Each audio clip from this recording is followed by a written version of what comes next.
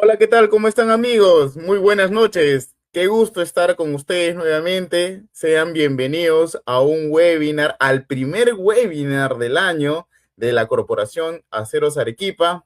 Como les repito, es un gusto nuevamente para mí. Soy Roycer Dávila, el capacitador de Aceros Arequipa. Ya voy con ustedes más de 4 años.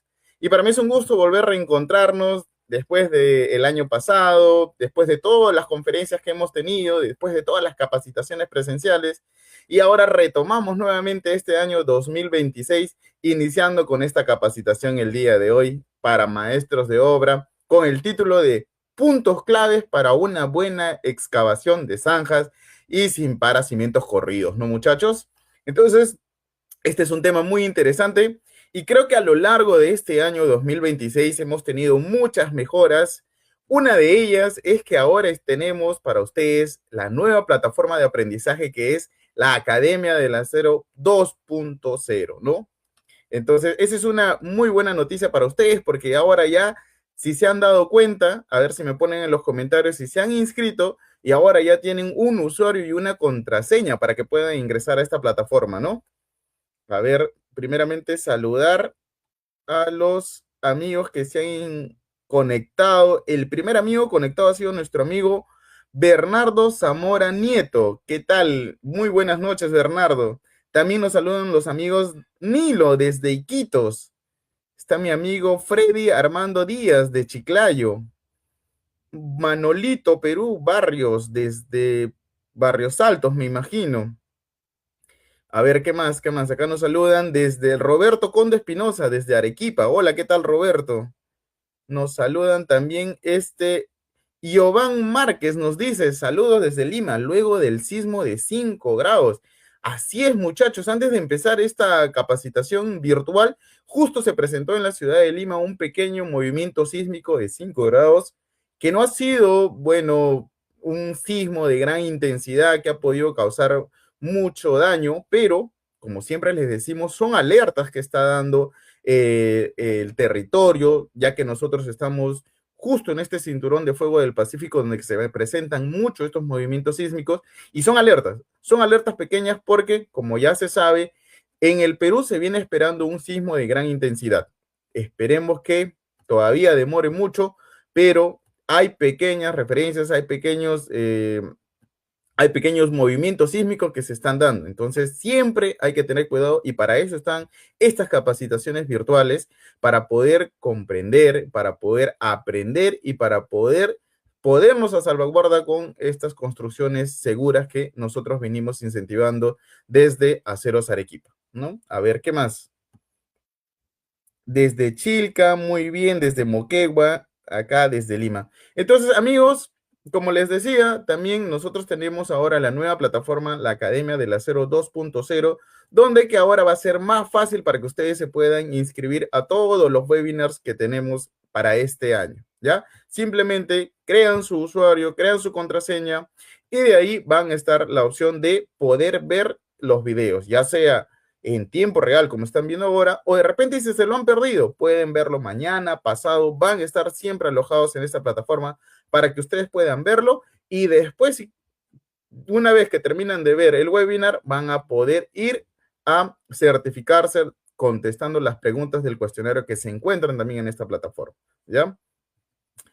GC nos dice saludos desde Bolivia. A ver, amigos, a ver, pónganme en los comentarios si se han enterado, si han visto la publicidad de la Academia del Acero 2.0, si han podido ingresar, si ustedes han revisado o no esta plataforma. A ver, pónganme en los comentarios si han revisado, muchachos, antes de empezar. Si han podido ver qué cosa de nuevo es esta plataforma, la Academia del Acero 2.0. Javier Arenas nos dice, buenas noches, me alegra estar nuevamente. Sí, a ver, Oscar Camayo nos dice, uy, sí, genial, porque las últimas capacitaciones no las puede descargar los certificados. Sí, Oscar, por eso hemos cambiado, hemos renovado esta plataforma y ahora ya van a estar alojadas siempre estas capacitaciones que vamos a tener de acá hacia adelante. Entonces, ustedes de repente no lo van a poder ver de acá a una semana y ahí va a estar alojado el webinar y también su cuestionario de preguntas para que puedan descargar sus certificados. Cristian nos dice, sí, lo revisé muy bien. Manuel Orozco entonces me dice, ¿cómo puedo descargar el certificado después del webinar? Muy bien, Manuel. Igual cuando en esta plataforma, la Academia del Acero, ustedes van a ingresar, ahí va a estar el webinar, se tienen que registrar. Una vez registrado, ustedes van a poder ver el webinar hoy en vivo o después. Y una vez que vean el video, el webinar, va a haber un botón al costado donde que va a decir certificado. Entonces van a tocar clic, van a hacer clic en ese botón y va a haber el cuestionario de 5 preguntas convencional que ustedes ya conocen. Si responden correctamente 3 de 5, va a aparecer su certificado en la pestaña que dice mis certificados, ¿ya? Y ahí van a estar alojados todos sus certificados. Ustedes van a tener, como les digo, su usuario y con ese usuario van ustedes a poder juntar, ya no va a ser necesario que ustedes puedan descargar sus certificados en su correo, que se les pierda, ya no. En esta plataforma van a estar guardados todos sus certificados para que ustedes lo puedan descargar cuando gusten, ¿ya? Corina me dice, ¿cómo ingreso a mi plataforma? Búscanos ustedes en construyendoseguro.com. Buscan construyendoseguro.com. Una vez que encuentran esa página, van a la opción de Academia del Acero 2.0, le dan en registrarse y ahí van a crear ustedes su usuario y su contraseña. Una vez que crean eso, ya simplemente cualquier otra vez que quieran volver a ingresar, solamente van a digitar su usuario y contraseña y ahí van a estar alojados los webinars y también sus certificados. ¿Ya? Remar, buenas noches, desde Barrientos, presente. Muy bien, mi amigo. Y como primer webinar del año, esta vez vamos a tocar los puntos claves para una buena excavación de zanja, porque queremos empezar desde las bases, desde las zanjas. Después vamos a tocar las zapatas, qué consideraciones importantes hay que tener. Después vamos a tocar los muros. Después vamos a seguir continuando con las vigas, con las columnas, para darle un proceso constructivo durante todo este año, para que al final de la capacitación, al final del año, ustedes ya puedan tener una noción correcta de cómo se construye una vivienda. Y por eso es que le estamos dando esta secuencia a todos los webinars también. Paola Hernández me dice, soy de Colombia, ¿yo puedo acceder? Sí, Paola, correctamente, de cualquier país. Mis amigos de Bolivia, mis amigos de Ecuador, mis amigos de Colombia que están acá presentes, mis amigos también de México que nos ven. Ustedes pueden crear su usuario y su contraseña, igual los va a alojar en esta plataforma. No hay problema de cualquier ciudad o de cualquier país que ustedes sean. Lo importante es que se puedan registrar. Una vez registrados, como les digo, ya van a poder ingresar con su usuario y plataforma y van a poder ver todos los webinars que van a estar alojados a partir de ahora en adelante, ¿no? Manuel Orozco nos dice, genial idea, saludos desde Colombia. Muy bien, Manuel, esperemos verte acá y les cuento que va a haber sorpresas más adelante para todas las personas que van a estar registradas en todos los webinars. Vamos a hacer unos sorteos especiales para todos ustedes, ¿ya, muchachos? Muy buenas noches, ahí está Orlando. Ahora sí. Recordarles también, amigos, que el webinar del día de hoy también tiene premio, aparte del certificado, también tiene premio. El día de hoy vamos a estar sorteando una moladora Bosch y aparte 10 kits de aceros Arequipa. Entonces ya saben, como siempre, va a haber dos enlaces. Un enlace que va a estar fijado en los comentarios para que ustedes puedan inscribirse y participen de este sorteo de esta herramienta eléctrica. ¿Ya? Ahí ya se encuentra, ahí está un comentario que dice, colega, tenemos un sorteo para ti, participe ingresando acá. Hacen clic en ese enlace y van a poder inscribirse para el sorteo de los premios que tenemos al final de la capacitación. ¿Ya? Rolando Dávila, yo soy de Pucallpa, Perú. Muy bien, Rolando. Bueno, aparte de iniciar estas capacitaciones virtuales, como ustedes ya saben, los jueves a las 7 de la noche tenemos estos webinars. También comentarlos que para este año, en el mes de marzo, ya estamos iniciando con nuestras capacitaciones presenciales recorriendo todo el Perú. Para este año tenemos más de 40 capacitaciones y vamos a llegar a todas las ciudades, a Pucallpa, a Piura, a Cusco, a Puno, Madre de Dios. Vamos a estar con estas capacitaciones, así que estén atentos a las redes sociales de Aceros Arequipa para que se puedan enterar en qué ciudad vamos a estar presentes. ¿Ya, muchachos? Me dice, a ver, ¿qué me pregunta? Paola Hernández, muchas gracias, instructor. Qué gran conocimiento poder adquirir hoy. Soy estudiante de Ingeniería Civil. Muy bien, Paola. Este webinar y todos los webinars de acá que tenemos para adelante te van a servir mucho en tu carrera. Jordi Vázquez León, ¿aún se puede inscribir para el certificado? Sí, Jordi, como te digo, en esta plataforma donde que tú te has inscrito, que tienes tu usuario y tu contraseña, al final del webinar va a haber un botón que dice certificado. Vas a hacer clic a ese botón y ahí vas a desarrollar tu cuestionario de 5 preguntas. Si respondes bien 3, se va a descargar automáticamente dentro de esta plataforma, ya va a estar tu certificado, el cual vas a poder descargarlo, poder imprimirlo, y si no, va a estar alojado en esta plataforma durante todo el tiempo que se requiere, ¿ya? Fernando Pilco nos dice, ¿la inscripción para el sorteo será terminando la capacitación? No, Fernando. Ahí en los comentarios, si buscas en los comentarios del Facebook, si estás en tu celular o en tu laptop, ya está un comentario de Aceros Arequipa que dice participa del sorteo. Copia el enlace, pégalo para que te puedas inscribir y desde ya empieces a participar. Recuerda que el sorteo es al final de la capacitación, más no la inscripción, ¿ya? Ahora sí, muchachos, entonces para iniciar este webinar el día de hoy, tenemos a nuestro gran amigo, el gran instructor, el gran profesor, nuestro amigo Manuel Salirrosas. Hola, ¿qué tal, estimado Manuel? ¿Cómo estás? Después de tiempo que te saludo. Buenas noches, Roycer. Buenos días. Buenas noches, perdón, a todos nuestros amigos seguidores de Aceros Arequipa. Gusto en ¿Qué tal, saludarlos a todos. Manuelito? Es un gusto para mí, para la Corporación Aceros Arequipa, poder tenerte nuevamente acá como instructor y en este tema importante que es los puntos claves para una buena excavación, porque tenemos que empezar a hacer, para construir una vivienda, tenemos que empezar con una muy buena base y tenemos que hacer, para tener una muy buena base, una buena excavación. ¿Sí o no, Manuel? Yo estoy de acuerdo contigo, Roycer, y creo que también el destino está de nuestra parte, justamente como para ayudarnos a que nuestros amigos tomen conciencia de este tema y de todo el proceso en sí, como tú has mencionado. Creo que este temblorcito los va a ayudar a recapacitar un poco, porque se ha preparado un material, el tema, de tal manera que sirva como guía y respaldo técnico, por ejemplo, a todos los que están estudiando a nivel técnico, a nivel universitario, digas ingeniero o arquitectos. También este material les va a servir como guía a aquellos amigos que están iniciando en este mundo de la construcción y también a nuestros amigos que nos siguen de a pie, ¿no? Que prácticamente no son ni constructores ni estudian nada del tema, pero que les va a permitir entender muchas veces el por qué el costo tal vez de la mano de obra, que es uno de los factores por el cual muchas veces se realiza una mala construcción, porque siempre dice, ¿por qué es muy caro, no? ¿Por qué es muy caro? Y de ahí yo evoco de mi época de albañil, cuando yo tenía un maestro antiguo y usaba el término cuando le decían, oye, ¿por qué es muy caro? Entonces, haciendo ejemplo de que iba a construir un muro, ¿no? Depende de ustedes. Yo le cobro según cómo lo trabaje. O al ojo, con el cordel o con la plomada, ¿no? Y de ahí parte mucho de todo eso y eso es lo que buscamos el día de hoy, ¿no? Y con el devenir de todos los demás temas. Ok, estimado Manuel.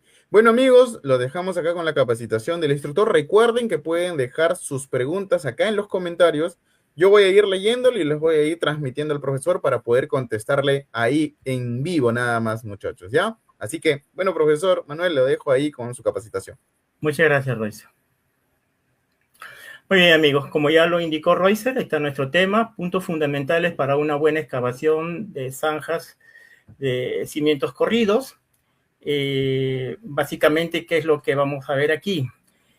Vamos a analizar algunos artículos de la norma E050 del Reglamento Nacional de Edificaciones, que nos da justamente pautas para poder lograr la estabilidad estructural de las construcciones. Así, o sea, siendo el caso, por ejemplo, de una construcción que cuente con asesoría técnica por un ingeniero civil o un arquitecto colegiado y habilitado, pero también de la autoconstrucción. El hecho de hacer una autoconstrucción no significa que no tenga que cumplir estos parámetros que están dentro de la norma E050. A ver. Esa es nuestra agenda. Vamos a ver un poco lo que es la planificación y los estudios previos que se tienen que realizar antes de construir, para que no suceda y rompamos esa estadística, esa leyenda urbana que ya se ha creado en nuestro país, de que muchas veces se realizan estudios o se planifica, pero para reforzar, para mejorar la edificación y esta no colapse frente a un sismo como el que hemos tenido el día de hoy y sobre todo el que se está esperando, ¿no? Que es el que más preocupa. También vamos a ver el proceso de excavación, qué pautas, qué requisitos se deben cumplir para garantizar justamente esto de la estabilidad estructural. El tema de seguridad, muy importante, tanto para el obrero que realiza la excavación como para la misma estructura. El uso del EPP y los errores técnicos que se cometen de manera frecuente, sobre todo en lo que es autoconstrucción.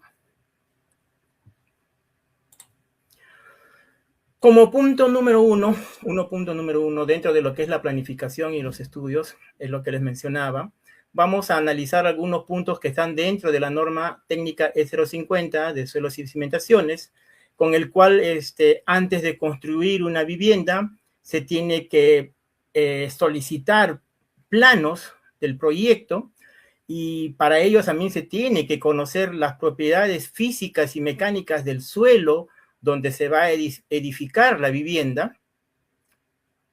¿Listo?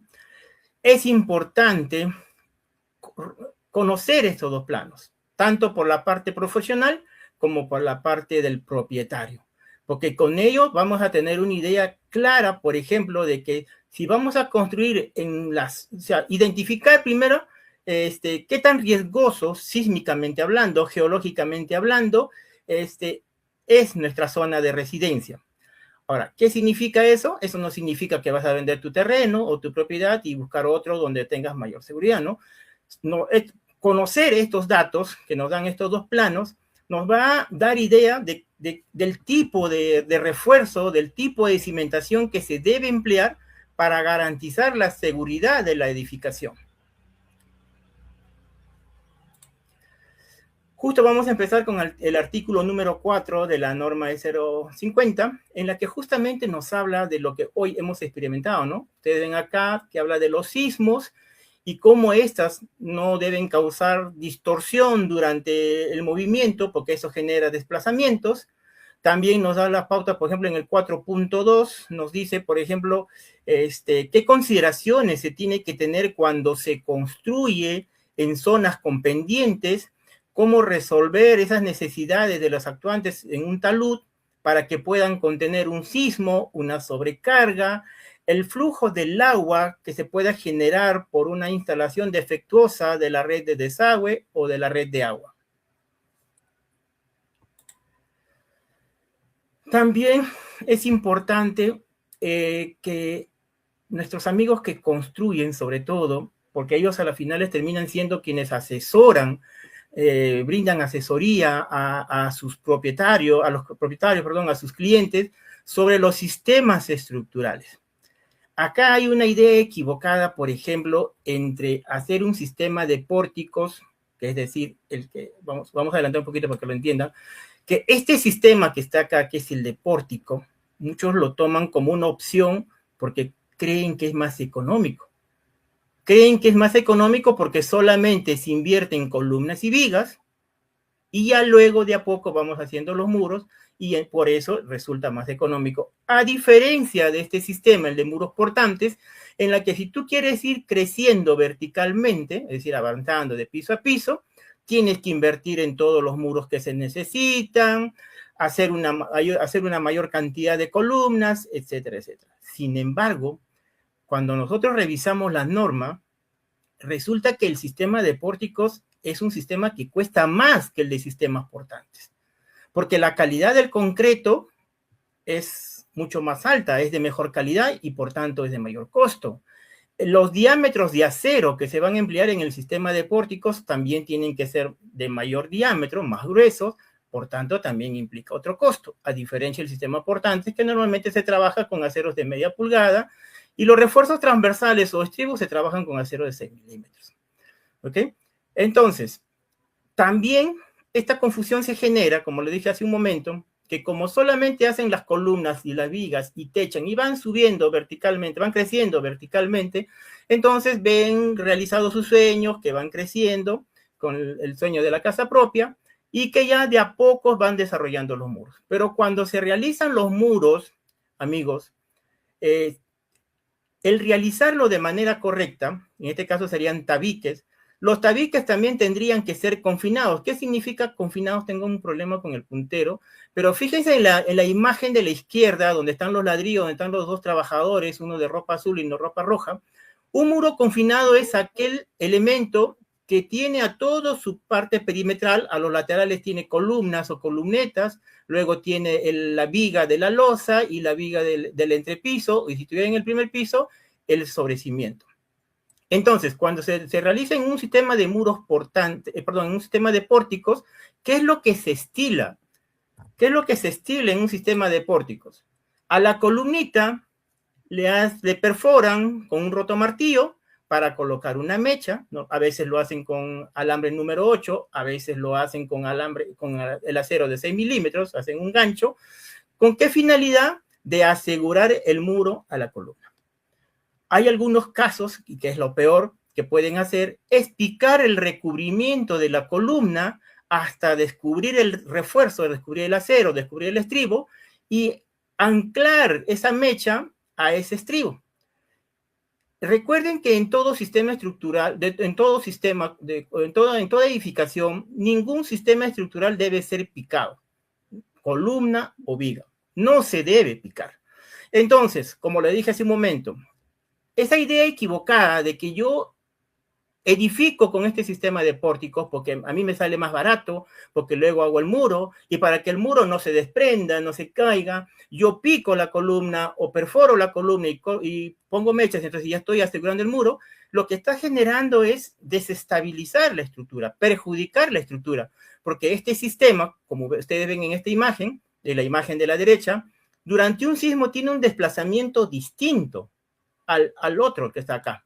Ven acá la imagen de abajo donde está el muro, ven cómo el sismo cuando se mueve de un lado hacia el lado derecho, hacia el lado izquierdo. Entonces, este muro comienza a fisurarse, miren las diagonales, pero no colapsa porque está confinado, está asegurado. En cambio, cuando se hacen los muros acá en este sistema, tabiques, anclándolos a las columnas, básicamente lo que estás haciendo es estorbar ese desplazamiento. O sea, estás evitando que la estructura libere esa energía generada por el sismo al momento que desplaza a los elementos estructurales. ¿Ven? Entonces, ¿a qué me refiero con todos estos amigos? Es importante que reconozcan con qué sistema estructural van a trabajar. ¿Y por qué eso es importante? Porque miren, cuando se trata de sistemas de muros portantes, el tipo de cimentación, miren, la imagen del centro, es muy distinta a la del sistema de pórticos, porque el sistema de pórticos, un tipo de cimentación de este sistema son las zapatas, como ustedes ven aquí abajo. Las dos personas que están con su casco rojo están haciendo la excavación de las zapatas. Entonces, son totalmente distintas los tipos de cimentación y, por tanto, la excavación también es totalmente distinta. Hoy van a entender, por ejemplo, qué cosa es un cimiento corrido. ¿Es cierto o falso eso de que como es cimiento corrido, donde está la armadura de la columna, también lo debo llenar con concreto ciclopio o debo llenar un concreto de mejor calidad? Hoy vamos a analizar todo eso. Disculpa, Manuel, acá hay una consulta justamente de Manolito Romero, nos está consultando. Entonces, si nosotros cuando tenemos zapatas, ¿necesariamente tienen que ser conectadas o también pueden ser individuales? Como estamos viendo acá en la imagen, ¿no? Muy buena pregunta. Justamente, bueno, eso se iba a tomar creo que en el siguiente webinar donde se hablaba de otro tipo de cimentaciones, ¿no? Pero vamos a ayudar acá al amigo. Como ustedes ven en esta imagen, en la imagen de la derecha, donde está el sistema de pórticos que se desplace, usted ve que no solamente las columnas y las vigas sufren ese efecto de desplazamiento, sino también miren las zapatas. Entonces, es equivocada esa idea de que yo hago las zapatas porque eso es lo que más conviene, tanto para mi economía como para el sistema, y que no necesito nada más. Está demostrado que las zapatas de por sí solas no trabajan. Entonces, dependiendo del tipo de suelo, dependiendo de la longitud de separación de columna a columna, aquí se deben colocar, y obviamente dependiendo también del análisis estructural, se deben colocar o vigas de cimentación o vigas de conexión. Lo que se recomienda es las vigas de cimentación, porque las vigas de cimentación lo que van a hacer es justamente reducir esta excentricidad que estamos viendo acá en la imagen, en que las zapatas también como que se inclinan. Este tipo de comportamientos sobre todo se dan en las columnas esquineras o en las columnas medianeras, porque son excéntricas, están a un extremo de la zapata, no están en el centro. Entonces necesitan de una viga de cimentación que se conecte con la otra zapata para justamente reducir esa excentricidad y garantizar la estabilidad estructural de la edificación. Otro punto importante es, como vemos acá en la imagen de abajo, donde están los señores con casquitos. Esto también es un error muy frecuente, sobre todo en la autoconstrucción, en el que se hacen las zapatas, pero no se consideran este espacio de separación que existe entre zapata y zapata. La norma, ¿qué nos indica? La norma 050 nos indica que cuando ya están muy próximas las zapatas, lo que se recomienda es hacer unas zapatas conectadas. Esas zapatas que se conectan, donde van una o más de una zapata, ¿no? 2 a 3 zapatas. Las Entonces, combinadas. las combinadas, ¿no es cierto? Entonces, ¿con qué finalidad? De que no quede este espacio de tierra entre zapata y zapata y genere esa excentricidad, ese volteo que normalmente están expuestos las zapatas durante un siglo.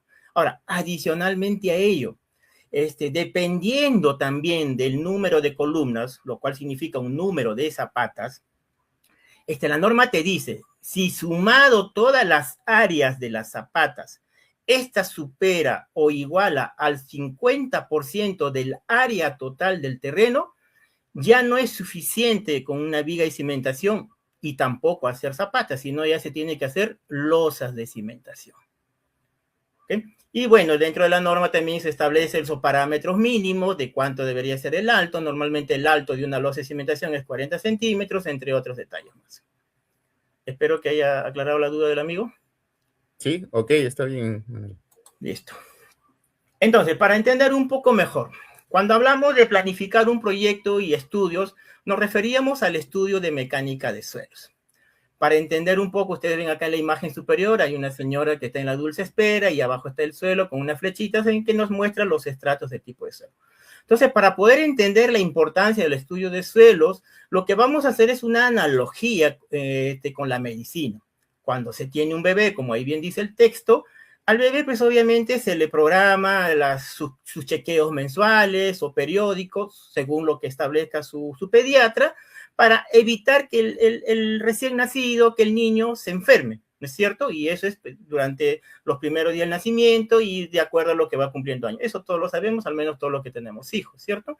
Entonces, de esa misma manera es el tema cuando uno quiere construir una vivienda, construir una casa, es como un bebé que tú ya vas a tener, que tienes un bebé, pero a diferencia de la concepción humana, en el caso de la construcción, los estudios se tienen que hacer antes de la construcción para poder entender justamente las características físicas y mecánicas del suelo.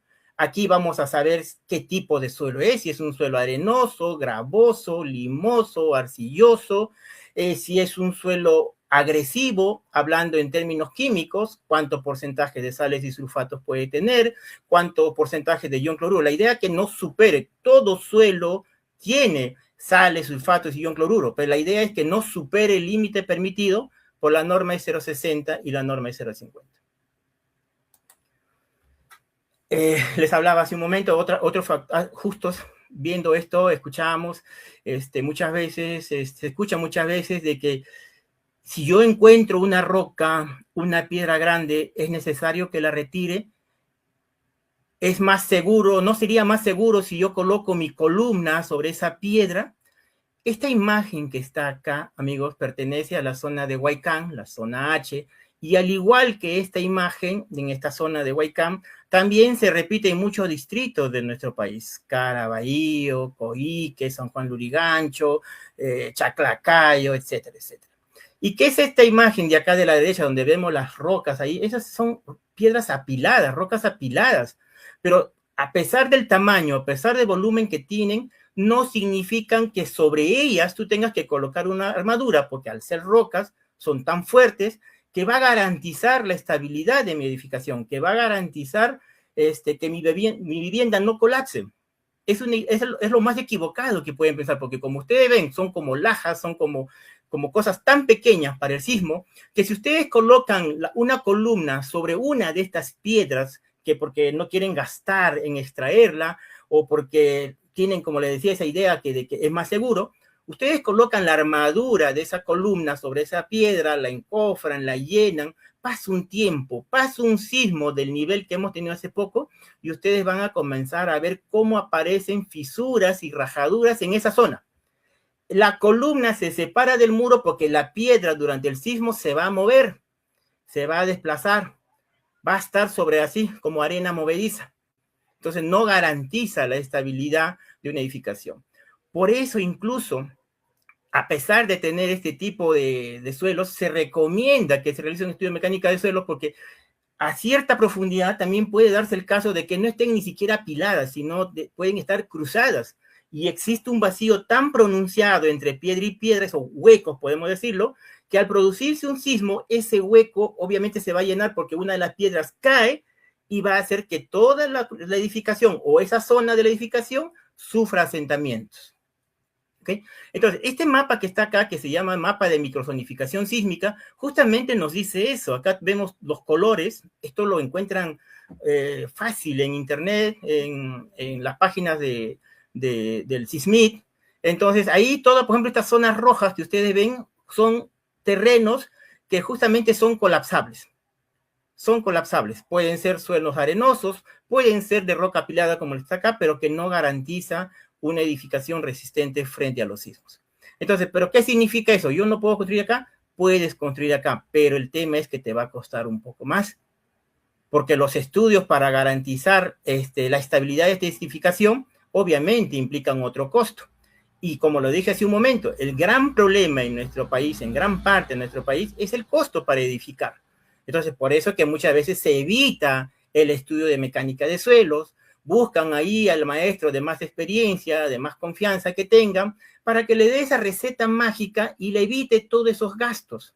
Muy bien. ¿Y qué pasa cuando el maestro no tiene estos conocimientos? Porque un maestro de obra debe estar constantemente capacitándose, debe tener su certificación como tal de maestro de obra. Entonces, él, teniendo el conocimiento de estos temas, obviamente le tendría que explicar al cliente y hacerle entender a qué se expone.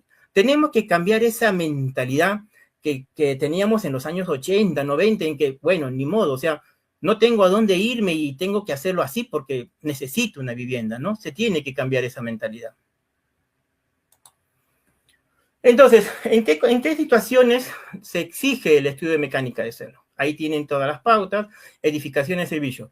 Por ejemplo, en el tema, si por ahí tengamos un amigo constructor que tiene su pequeña empresa y va a trabajar con el Estado, ese proyecto, ese expediente técnico debe contar con un estudio mecánica de suelos. Ahí no importa el tamaño de la edificación, así sea de un nivel, así sea una pequeña posta médica, tiene que contar con estudio de mecánica de suelos.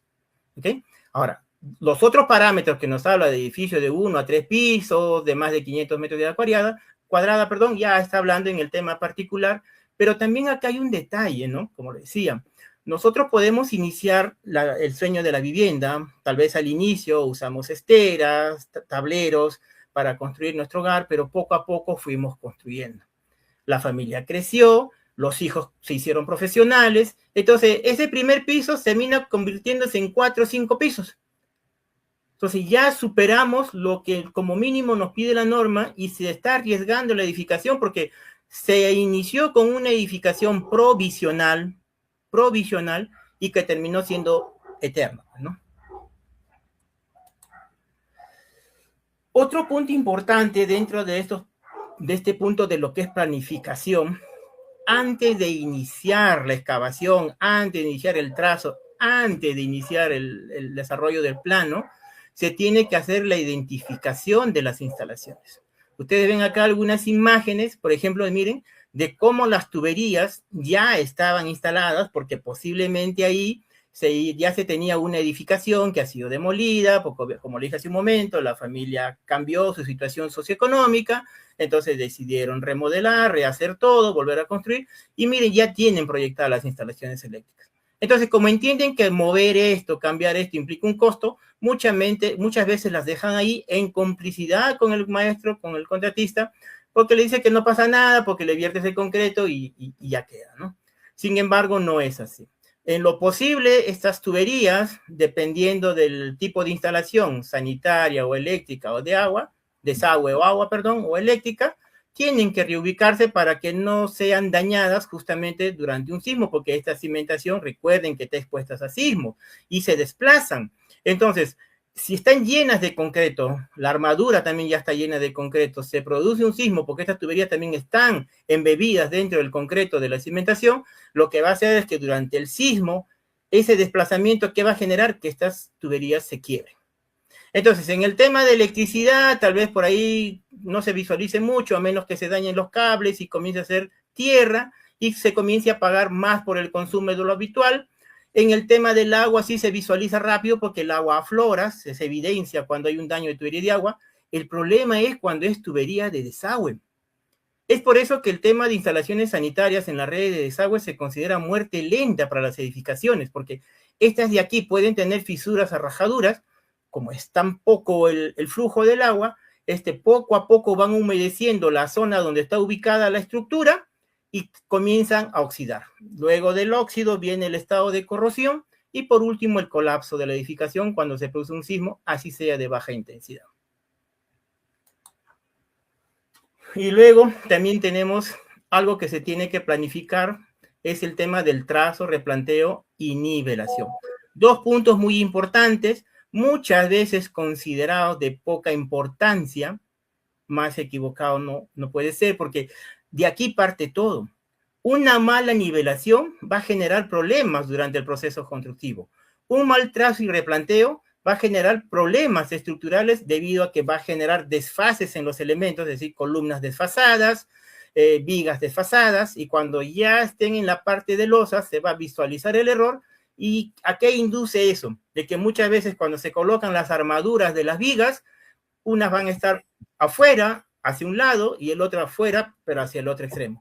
Y recuerden que las armaduras de las vigas deben quedar dentro del núcleo de la columna para garantizar la estabilidad estructural de la edificación.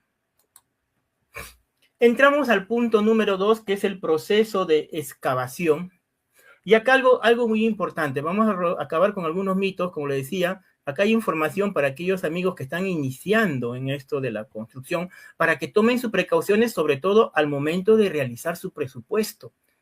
Porque muchas veces el error del contratista, del maestro, al presentar su presupuesto y presentarlo mal, cobró menos, por así decirlo, entonces improvisan. Y esas improvisaciones terminan generando problemas estructurales. Entonces, ustedes ven en la mano izquierda, procedimiento correcto. Esa es la forma como debería realizarse la actividad cuando se realiza una excavación. Se va extrayendo, se va picando la tierra y esta se debe ir colocando sobre un buggy o una carretilla para retirarlo de la zona de trabajo, porque no debe haber tierra que interrumpa las actividades, tal cual se ve en la imagen de la mano derecha, donde ven la X de color rojo. Cuando se coloca la tierra de esta manera, va a generar una serie de inconvenientes, puede generar aplastamiento y todo tipo de problemas que vamos a ver en las diapositivas siguientes. Realizar excavaciones, dice, sobre suelo no cohesivo. Esto también es típico en las zonas donde les mencioné hace un momento y lo van a encontrar en el mapa de microzonificación sísmica. ¿A qué se refiere suelos no cohesivos? Suelos arenosos. Pueden tener gravas, como ven en la imagen, pero la mayor cantidad es arena. Y la arena no es cohesiva. ¿Y cuál es el problema de trabajar así como ustedes ven? Van excavando, se va desmoronando, se va ensanchando la edificación. Y si no se toman las precauciones del caso de realizar un encofrado o un entibado, esto puede generar aplastamientos cuando ya esté a cierta profundidad, generando lesiones y accidentes, o también generando el problema de que se desmorona la tierra o la arena suelta durante el vaciado, contaminando el concreto y debilitándolo. Algo muy importante. Acá vamos a entrar en un tema ya de lo que es el control que se debe realizar durante la excavación. Porque esta imagen es incorrecta y es la que normalmente se realiza, ¿no? Ahí ustedes ven en la imagen, están midiendo la altura de la excavación, luego también si quisieran medir el ancho y el largo, miden de extremo a extremo. Sin embargo, lo que se está midiendo ahí es de manera incorrecta. ¿Por qué? Porque no se está midiendo desde los ejes. ¿Qué significa eso? Acá lo vemos en esta imagen. Cuando se mide una excavación o se realiza el control de un trazo, se debe considerar los ejes que están fijadas en las balizas. Por eso es importante que se proyecten las balizas durante la etapa del trazo. Perdón, acá, ¿no? Acá. Ustedes ven también hay algunas balizas. Cuando no se proyecta estas balizas, no hay forma de realizar el control para la medida, para poder ubicar las armaduras de los diferentes elementos. Y nuevamente, ¿por qué muchas veces el maestro, el contratista, no coloca las balizas? Porque no presupuestó bien. Entonces, la forma correcta es medirla del eje. Porque, ¿qué sucede cuando se toma como referencia esta imagen? Ahí estás midiendo la altura, pero no necesariamente se estás cumpliendo con la profundidad que se necesita, porque tú deberías medir aquí colocando un cordel de extremo a extremo previa nivelación. Cuando tú obtienes tu nivel de obra, tú puedes medir y saber si estás en la profundidad requerida, no del terreno natural. Y cuando quieres medir las dimensiones largo y ancho de esta excavación, lo tienes que realizar desde el eje. Por eso que todo plano tiene eje. Del eje hacia la izquierda tendrás una medida, del eje hacia la derecha tendrás otra medida. Esa es la manera correcta de realizar el control de las mediciones en esta etapa. Profesor, acá tengo una pregunta de Kelly Hinojosa. Nos dice, ¿y si el suelo es arcilloso y tiene nivel freático alto? O sea, ¿cómo se excavaría para la zanja? Bueno, más que preocuparte cómo vas a excavar la zanja, porque en realidad tú cuando tienes napa freática alta, tú puedes drenar el agua de muchas formas, ¿no? Hay muchas alternativas. Pero tú me estás hablando de dos problemas que te van a generar problemas mayores cuando edifiques sin considerar esas dos características. En la siguiente diapositiva vamos a ver qué son suelos colapsables y qué se tiene que hacer, ¿no? Si es un suelo arcilloso, primero tendrías que saber hasta dónde es arcilloso. Y la arcilla también tiene diferentes características. Pueden ser arcillas que al absorber agua se hinchan tanto, como que se reducen tanto cuando pierden humedad. Entonces, ¿qué va a hacer? Va a estar en este proceso de que la vivienda como que lo levantas y como que se hunde. Lo levantas y se hunde y obviamente esa vivienda va a colapsar. Entonces, ahí es importante esto del estudio de mecánica de suelo, porque ahí te va a decir, por ejemplo, hasta dónde es arcilla. Y si está hablando la señorita de que qué hago si el suelo es arcilloso y tengo agua, yo me imagino que debe ser alguna parte de la región, no sé, de la sierra o de la selva, donde es frecuente este tipo de suelos. Entonces ahí muchas veces ya se tiene que realizar pilotes. Si tenemos arcillas profundas, 5, 10, 15 metros, obviamente no te va a ser útil ni una zapata, ninguna losa de cimentación, porque las arcillas son muy peligrosas para construir. Lo mismo que el limo. Entonces, ¿qué hace? Y dice, no, pero ya me estás diciendo que justamente, y ese problema que yo tengo, el tema de estudio mecánica de suelo es tanto el costo. Entonces, se recomienda que como mínimo, y también lo establece la norma, como mínimo tú deberías hacer calicatas, hacer excavaciones de 3 metros de profundidad, 3, 4, 2, la que tú necesites para que te dé una idea real de tu suelo. Si tú al excavar esa zona donde estás queriendo construir y ya se han encontrado esas patologías, te vas a dar cuenta que estás bajando a los 3 metros y sigue siendo arcilla. Sería ilógico que quieras seguir excavando porque ya te estarías exponiendo, ¿no es cierto? Entonces, si tú concluyes de que construir ahí te va a salir muy caro, entonces obviamente cambias tus planes de construir en esa zona, ¿no? O en su defecto, si tienes que construirlo por el costo-beneficio, ya tienes que tomar otras medidas más serias, como buscar asesoría técnica y realizar un trabajo más seguro.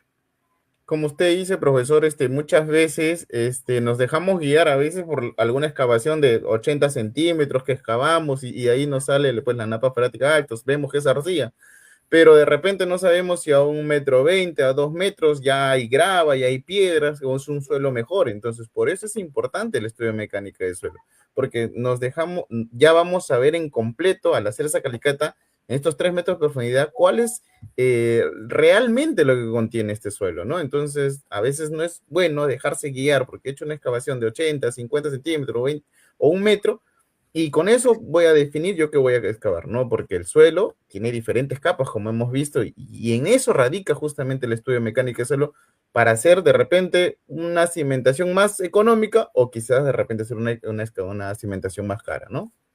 Claro, tienes toda la razón, pues, y como para complementar la idea, recuerden que nuestro tema de hoy habla de cimientos corridos. Y para realizar un cimiento corrido, las condiciones del terreno tienen que ser las más óptimas. Es decir, no tienen que ser un suelo de buena capacidad portante, no debe ser un suelo agresivo, químicamente hablando. Entonces, cuando se cumplen esas condiciones, ¿qué nos dice la norma? Ojo, estoy hablando de suelo en las mejores condiciones, ¿no es cierto? ¿Qué nos dice la norma? Efectivamente, la norma te dice que como mínimo tú debes hacer una excavación de 80 centímetros, pero cuando las condiciones son las más favorables. Muchas veces el maestro que trabajó tal vez en una empresa, le tocó trabajar con una empresa que construye viviendas así, para el fondo mi vivienda, y ven, pues, ¿no? Que efectivamente hacen zanjas de 80, de 1 metro o 1,20 m.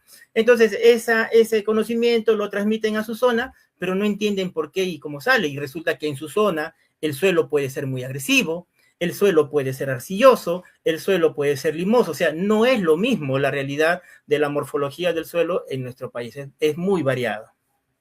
Sí, correcto. Y acá, por ejemplo, tengo una pregunta en base a esto de los cordeles y los niveles. Nos pregunta Joel, en caso que tenga construcciones colindantes, ¿cómo plantaría las varillas o cómo hago el trazado de los ejes? Perfecto. Cuando ya se tiene construcciones colindantes, ya obviamente no hay necesidad de colocar baliza, ¿no? O sea, suponiendo que este terreno esté entre dos construcciones o entre tres, ¿no? A los costados y atrás, pero tienes un frontis siempre.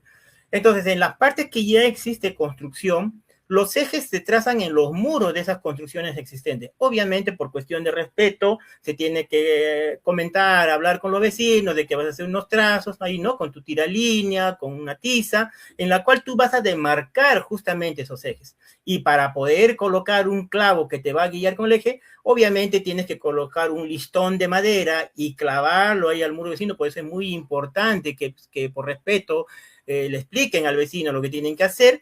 No van a dañar su casa del vecino con colocar un clavo de acero de 2 pulgadas, porque solamente van a colocar un listón que tiene un espesor de 1 centímetro, 2 centímetros, para que les permita colocar los clavos como se ven acá en la imagen de la izquierda, ¿no? Que son donde ustedes van a amarrar los cordeles para demarcar sus ejes.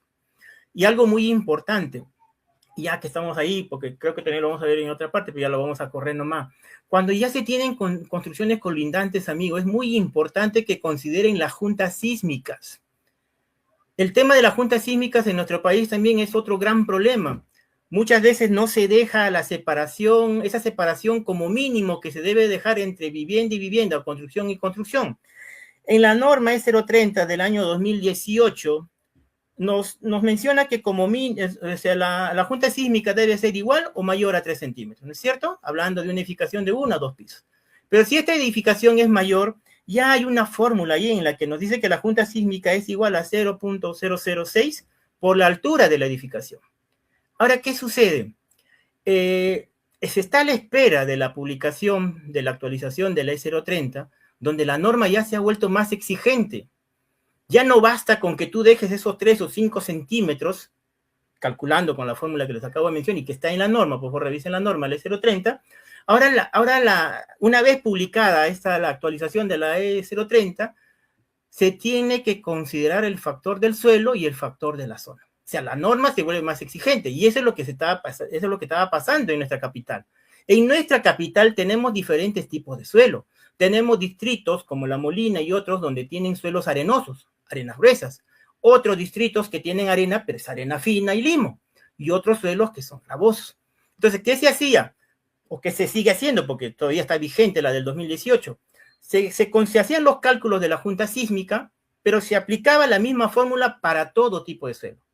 ¿Y cuál es el problema? Si tú estás en un suelo blando, un suelo arenoso, limoso, y esta edificación supera los 5 pisos, o ya estás a partir de los 5 pisos, cuando se produce un sismo, el desplazamiento de las edificaciones es mayor. Por eso que en esta actualización, en esta propuesta que está a la espera de ya ser publicada, ahora te dice, ojo, ten cuidado, ¿en qué zona sísmica estás? Recuerden que todo nuestro litoral peruano es zona 4, pero con eso no basta. También tienes que considerar el tipo de suelo. Existe del suelo del 00 al 04, ¿no? roca, suelo medio, intermedio, etc. Entonces, ya la norma se está volviendo más exigente. ¿Y por qué se vuelve exigente la norma, amigos? Justamente por los eventos sísmicos que se van produciendo, no solo aquí en nuestro país, en el mundo. Los sismos son los que nos enseñan y nos dicen, ojo, tienes que mejorar lo que hasta ahora se estaba haciendo. Así es, correcto, Manuelito.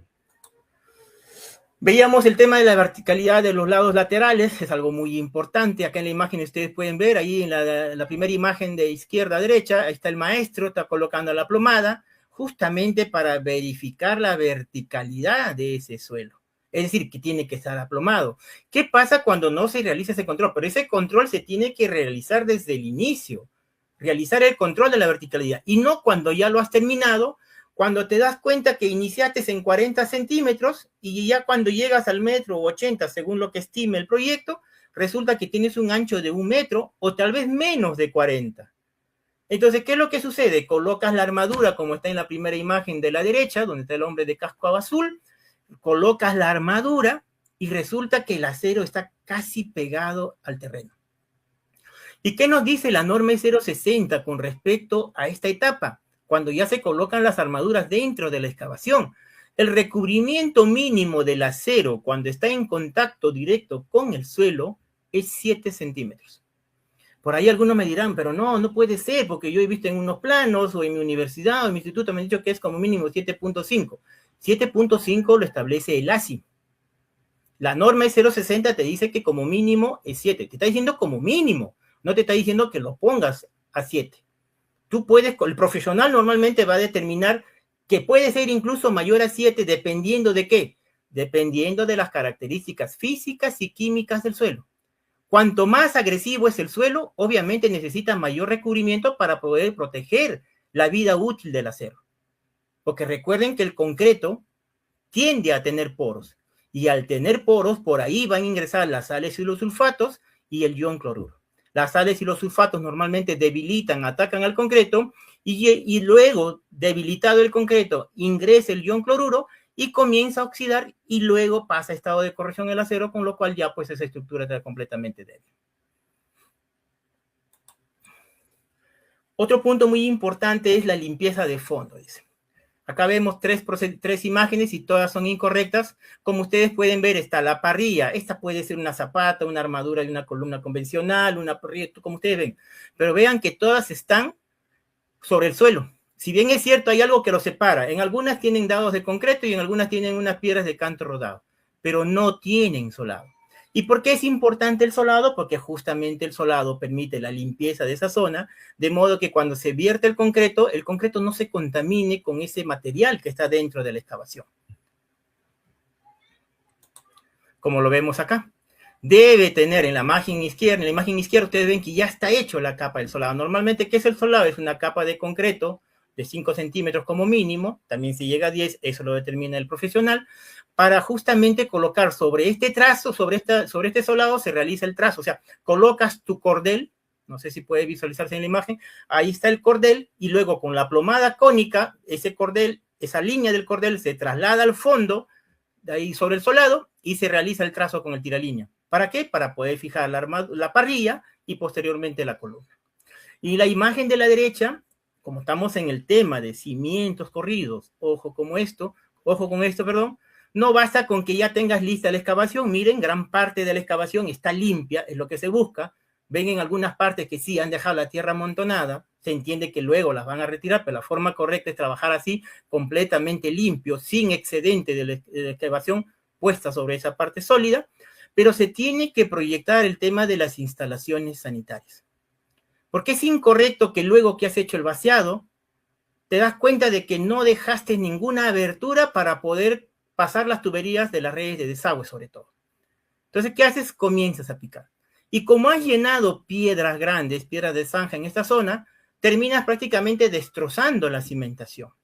Entonces, no se trata tampoco, ojo, porque muchos tienen la costumbre, la mala costumbre, de que se dan cuenta que tienen que dejar un paso y ¿qué es lo que hacen? Cogen una bolsa vacía de cemento, le llenan de arena gruesa o de desmonte y lo colocan sobre el concreto que están vaciando para que eso quede al final como pase. Entonces, escarban por los laterales, rompen la bolsa, sacan la tierra y colocan la tubería. ¿Por qué eso es incorrecto? Porque ese espacio de abertura es mucho mayor a lo que debe pasar la tubería. Como no se ha considerado ni refuerzo ni nada por eso, esa zona, un sismo y obviamente esa zona también va a fallar. Y si falla la cimentación, falla el muro, y como estamos hablando de cimiento corrido, muro que falla, edificación que va a colapsar. Vamos a analizar un poco lo que nos dice el artículo 24. Justamente ahí ahora nuestra amiga que nos escribió hace un momento sobre el tema de las arcillas y la napa, sobre los suelos no permitidos para apoyar las cimentaciones. Acá la norma en el artículo 24 nos dice, por ejemplo, que no se debe construir sobre turba, sobre suelo orgánico, tierra vegetal, relleno de desmontes o relleno sanitario industrial o rellenos no controlados. ¿A qué se refiere esto? Acá tenemos en la imagen. ¿Qué es turba? Muchas veces eso es un término que no se entiende mucho, sobre todo acá en nuestra capital, porque no se cuenta con este tipo de suelo, pero sí, por ejemplo, este tipo de suelo se ve en la región andina y en la región de la selva de nuestro país. Son terrenos que justamente de manera natural, miren, tienen suelo orgánico, ¿no es cierto? Y esta pues puede tener profundidades mayores a los 40 centímetros. Entonces, por ejemplo, lo que hacen en la región de la selva, ¿no? Que es típico, cuando quieren construir, si está lleno de follaje, esta selva, está con arbustos, lo que hacen es cortar, rozar o en su defecto quemar, ¿no es cierto? Y hacen una pequeña excavación, retiro, perdón, del material, siempre usan solamente 20 centímetros como criterio para sacar de profundidad y no se dan cuenta que sigue todavía este material, esta turba, que es el abono natural de este tipo de suelo, y sobre el cual muchas veces comienzan a construir. Porque estas turbas, como le digo, pueden tener distintas profundidades, incluso superar el metro.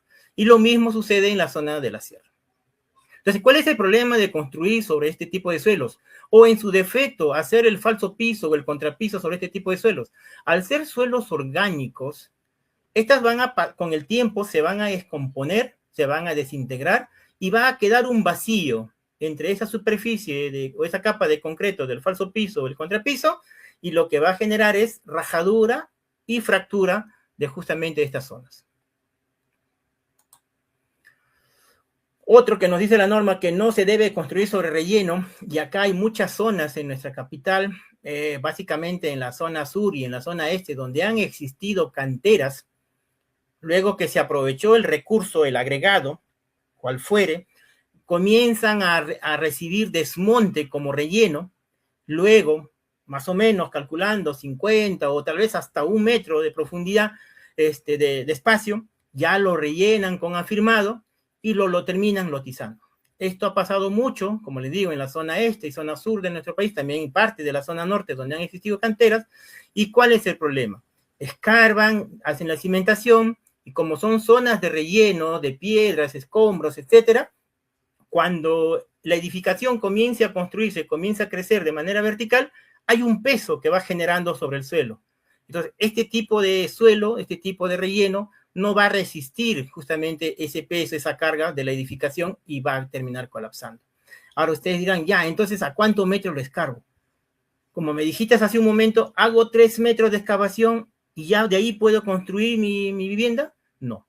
Porque muchas veces, como esto han sido zonas de cantera, pueden tener 20, 30, hasta 40 metros de profundidad que se ha extraído el material. Es imposible que tú puedas hacer una construcción sobre semejante profundidad de relleno. ¿Le hago una losa de cimentación? Tampoco, porque esa losa de cimentación en su conjunto va a ser un peso sobre este desmonte y también va a generar fallas en el elemento estructural. Entonces, ¿qué hago? Tendrías que hacer pilotes o cimentaciones profundas, como se llama. Pero vamos a ver si tu presupuesto te permite eso o no, porque normalmente hacer pilotes es el equivalente a hacer ya pues 2 o 3 pisos de construcción. Si está dentro de tu proyección, dentro de tu planificación, la solución es que hagas pilotes. Manuelito, acá hay una consulta bien interesante. Nos dice nuestro amigo Jeffrey Max que para suelos orgánicos él ha visto que hay algunos maestros que arrojan cal al suelo orgánico y con eso creo que dicen suficiente. No. Por ejemplo, ¿qué hace la cal? La cal, algunos, por ejemplo, cuando hacen caminos, carreteras, sobre todo en el interior del país, hacen como para estabilizar, porque la cal mezclada con el suelo como que estabiliza, pero estamos hablando pues para no que vas a hacer nada sobre él, solamente le das unas ciertas características de que resiste a su desgaste y no se desprenda con facilidad o se hunde con facilidad. Pero eso no cambia en nada que tú eches cal dentro de esa excavación, porque yo me imagino, ¿cuál sería la razón? De verdad que es novedoso, primera vez que escucho eso, que echarle cal en esa zona que sería para matar toda la parte orgánica, pero igual, o sea, mata la parte orgánica, pero sigue quedando ahí el residuo. Entonces, cuando tú hagas tu construcción, igual vas a tener hundimiento. Claro, imagino que es para un tema de cohesionamiento entre las arenas o de repente es un poco arcilloso que la cal absorba la humedad de estos suelos, pero o sea, no tiene nada que ver, pues, o sea, es como tú dices, de repente para terrenos o para construcciones de carreteras sí, porque esta cal hace que se cohesione el material arcilloso con el suelo que necesitas para el afirmado de la carretera en largos tramos, pero no pues para hacer excavaciones donde que va a ir la cimentación, ¿no? Y además el cal estaría pues también ayudando a que esos salitres puedan malograr lo que es el tema de la mezcla, ¿no? Claro, y aclarando, amigos, ¿ah? Cuando estamos, tanto Royce como yo mencionando que eso es para carreteras, tal vez no es el término correcto carreteras, sino caminos, porque Camino. cualquiera por ahí nos puede decir, pero carambas, pasa un camión que pesa más y en mi casa que lo va a hacer un piso no va a resistir, no te pases, ¿no? Tranquilamente nos puede decir. Estamos hablando que se hace ese mejoramiento de suelos con la cal para básicamente hacer caminos, trochas que permitan un poco más de la prolongación de la vida útil de ese trabajo, ¿no? No que propiamente vas a hacer pasar camiones por ahí y no le va a pasar nada, no es así tampoco, haciendo la aclaración del caso. Ya, listo. Estas son las consecuencias de construir sobre un suelo no permitido. Miren, la primera imagen de la izquierda, hay una separación entre el sobrecimiento y el muro. Hay un hundimiento, obviamente, ahí. ¿No es cierto? No es diferencial, porque si fuera diferencial, habría una parte que es más abierta que la otra. Abajo tenemos, por ejemplo, miren cómo ya se ha ido desplazando el suelo y la zapata prácticamente está suspendida. ¿Y cómo se manifiestan esos daños? Justamente con las rajaduras en los muros, como se pueden ver en las imágenes de la derecha hacia abajo, ¿no? Y esto es lo que hay que evitar. Recuerden que lo barato sale caro, amigos.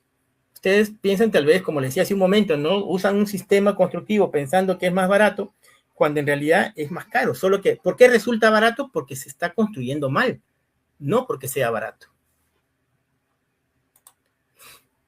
Ahora vamos a hablar sobre la hidratación y la compactación. Esto también es muy importante y muchas veces no se realiza.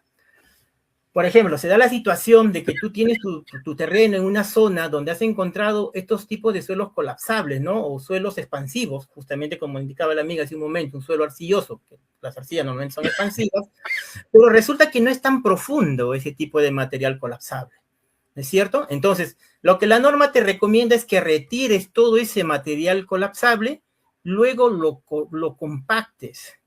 Pero para poder compactarlo también hay que hacer como mínimo darle cierta humedad a ese material, normalmente es el afirmado, de modo que permita resistir el peso de la armadura de la edificación que se va a realizar. Pero es muy importante realizar la compactación. Ahora, no solamente cuando hay relleno, sino también luego de la excavación. Es importante que se compacten porque recuerden que durante el proceso, pico en mano, has estado escarbando, raspando la tierra y siempre va a quedar material suelto. Entonces, es importante previa hidratación, se compacte toda la zona que se va a cimentar. ¿Y cómo se realizan estos ensayos? Estos, como lo ven acá, ¿no? Que se llaman rellenos controlados. Uno de ellos, por ejemplo, es el cono de arena. Y para el tema de la humedad propia, adecuada, que debe tener ese material con el que se va a rellenar, se realiza el proctor. Vamos ahora al tema de seguridad. No hay ninguna pregunta respecto a los dos primeros puntos, ¿no, Raiza? Sí, justamente ahí Enrique Vega Zavala nos comentaba si es recomendable compactar el suelo al momento de hacer las excavaciones, ¿no? Justo lo que estabas mencionando ahí, Manuelito. Ah, ok. Espero que ya sea claro su duda. Muy bien, ahora vamos a hablar el tema de seguridad. ¿Qué nos dice la norma 050? Porque esta imagen que está abajo, ustedes ven el título ahí, dice BMT, significa Villa María del Triunfo. 3 obreros fueron sepultados por el derrumbe de una construcción informal. Esto se ve muy seguido, muchas veces en los noticieros, algunas veces no llegan al tema de los noticieros por obvias razones, pero ¿cuál es el problema aquí? justamente es trabajar sin ninguna planificación, porque previamente se tendrían que haber visto todos los riesgos que implica si se va a construir en este tipo de zona. Y ustedes ven que en este tipo de zona es un suelo arenoso, es un suelo no cohesivo. Entonces se entiende que si tú vas a hacer una excavación, pasa por ahí obviamente todo está cerca, todo terreno está cerca de una pista, una carretera, pasa un camión y esa vibración es suficiente como para que se desprenda o se desmorone esas partes altas y termine sepultando a los que están trabajando. Entonces, ¿qué nos dice la norma? Ojo con aquellos amigos que creen que porque son maestros de obra, si pasa algo, me voy a otro lado y no me encuentran, y no es así. Existe responsabilidad tanto del constructor, también del propietario, un tercero civil responsable, cuando se produce un sismo, como el que ha aparecido hace poco. Por ejemplo, ahora, que muchos ya deberían haber estado en camino a casa, luego que se ha producido el sismo, y han estado en esta etapa de excavación. Ojo con esto, amigos, maestros de obra, responsables de obra, ustedes tienen la responsabilidad de verificar el estado de esa excavación. No simplemente llegar y como tu objetivo es terminar rápido porque el tiempo es dinero, vas a arriesgar la vida de tus colaboradores, de tus trabajadores, apurándolos a ingresar sin ver los riesgos a los cuales pueden estar expuestos producto del sismo que se ha producido. Porque recuerden, es 5 grados, pero tú no, dependiendo del tipo de suelo en el cual estás trabajando, tal vez ingresa y se desprende y termina aplastando, enterrando al trabajador. Ojo con eso porque hay responsabilidad.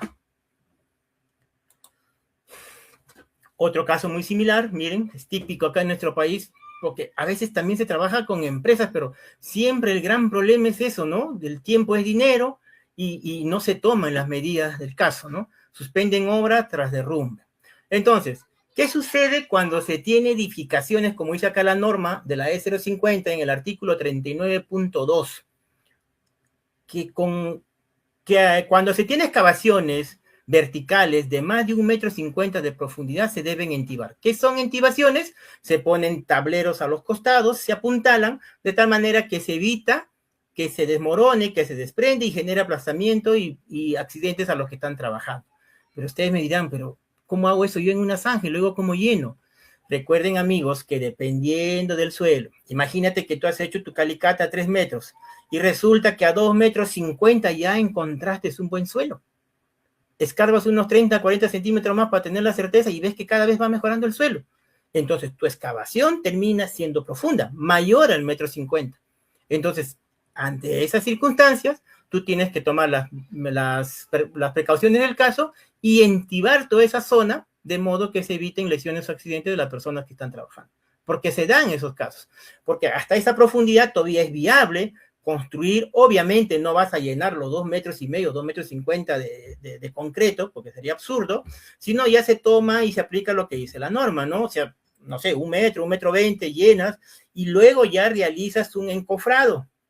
Y cuando lo mismo se hace con los sobrecimientos de manera convencional, pero se recomienda que el sobrecimiento nazca desde la cimentación, o sea, 20 o 30, 40 centímetros dentro de la excavación. No se recomienda que el vaciado de una cimentación se realice al ras del terreno natural, de modo que el sobrecimiento queda sobre, como que tranquilamente se puede mover, desplazar. Entonces, si se da la situación de que van a hacer un sobrecimiento y esta altura supera o igual a los 50 centímetros, dice la norma, ya se debe colocar refuerzo. Se debe hacer una malla con acero. Como mínimo 3/8 de pulgada las horizontales, dependiendo también de la altura, ¿no? Si tenemos más altura, obviamente tal vez ya tengamos que usar aceros de medio. Cuando se tiene un profesional, obviamente el profesional ya tiene la responsabilidad y sabe, ¿no es cierto?, qué colocar. Pero si hablamos de obras, digamos, de autoconstrucción, amigos, ténganlo presente que si tienen sobrecimientos iguales o mayores a 50 centímetros, tienen que colocarle refuerzo, tienen que colocarle armadura. Y recuerden, desde que existe armadura, ya no se emplea el concreto ciclopio. El concreto ciclopio se emplea solamente en cimientos corridos. Cuando hay acero ya no se emplea concreto ciclopio, porque el concreto ciclopio es un concreto de baja calidad. Entonces, lo que va a ocasionar es que con el paso del tiempo, el acero se va a terminar dañando y la estructura va a fallar. Por eso es que cambia de nombre. El concreto simple al unirse con el acero, con la armadura, se denomina concreto armado. Y de acuerdo a nuestra normativa, como mínimo todo concreto armado debe ser de 175 kilos por centímetro cuadrado como F'C, resistencia a la compresión. En cambio, el hormigón, el concreto ciclopio, solamente llega a una resistencia a la compresión máxima de 100 kilos por centímetro cuadrado. Por eso lo hace un concreto pobre. ¿Sí? Ténganlo presente.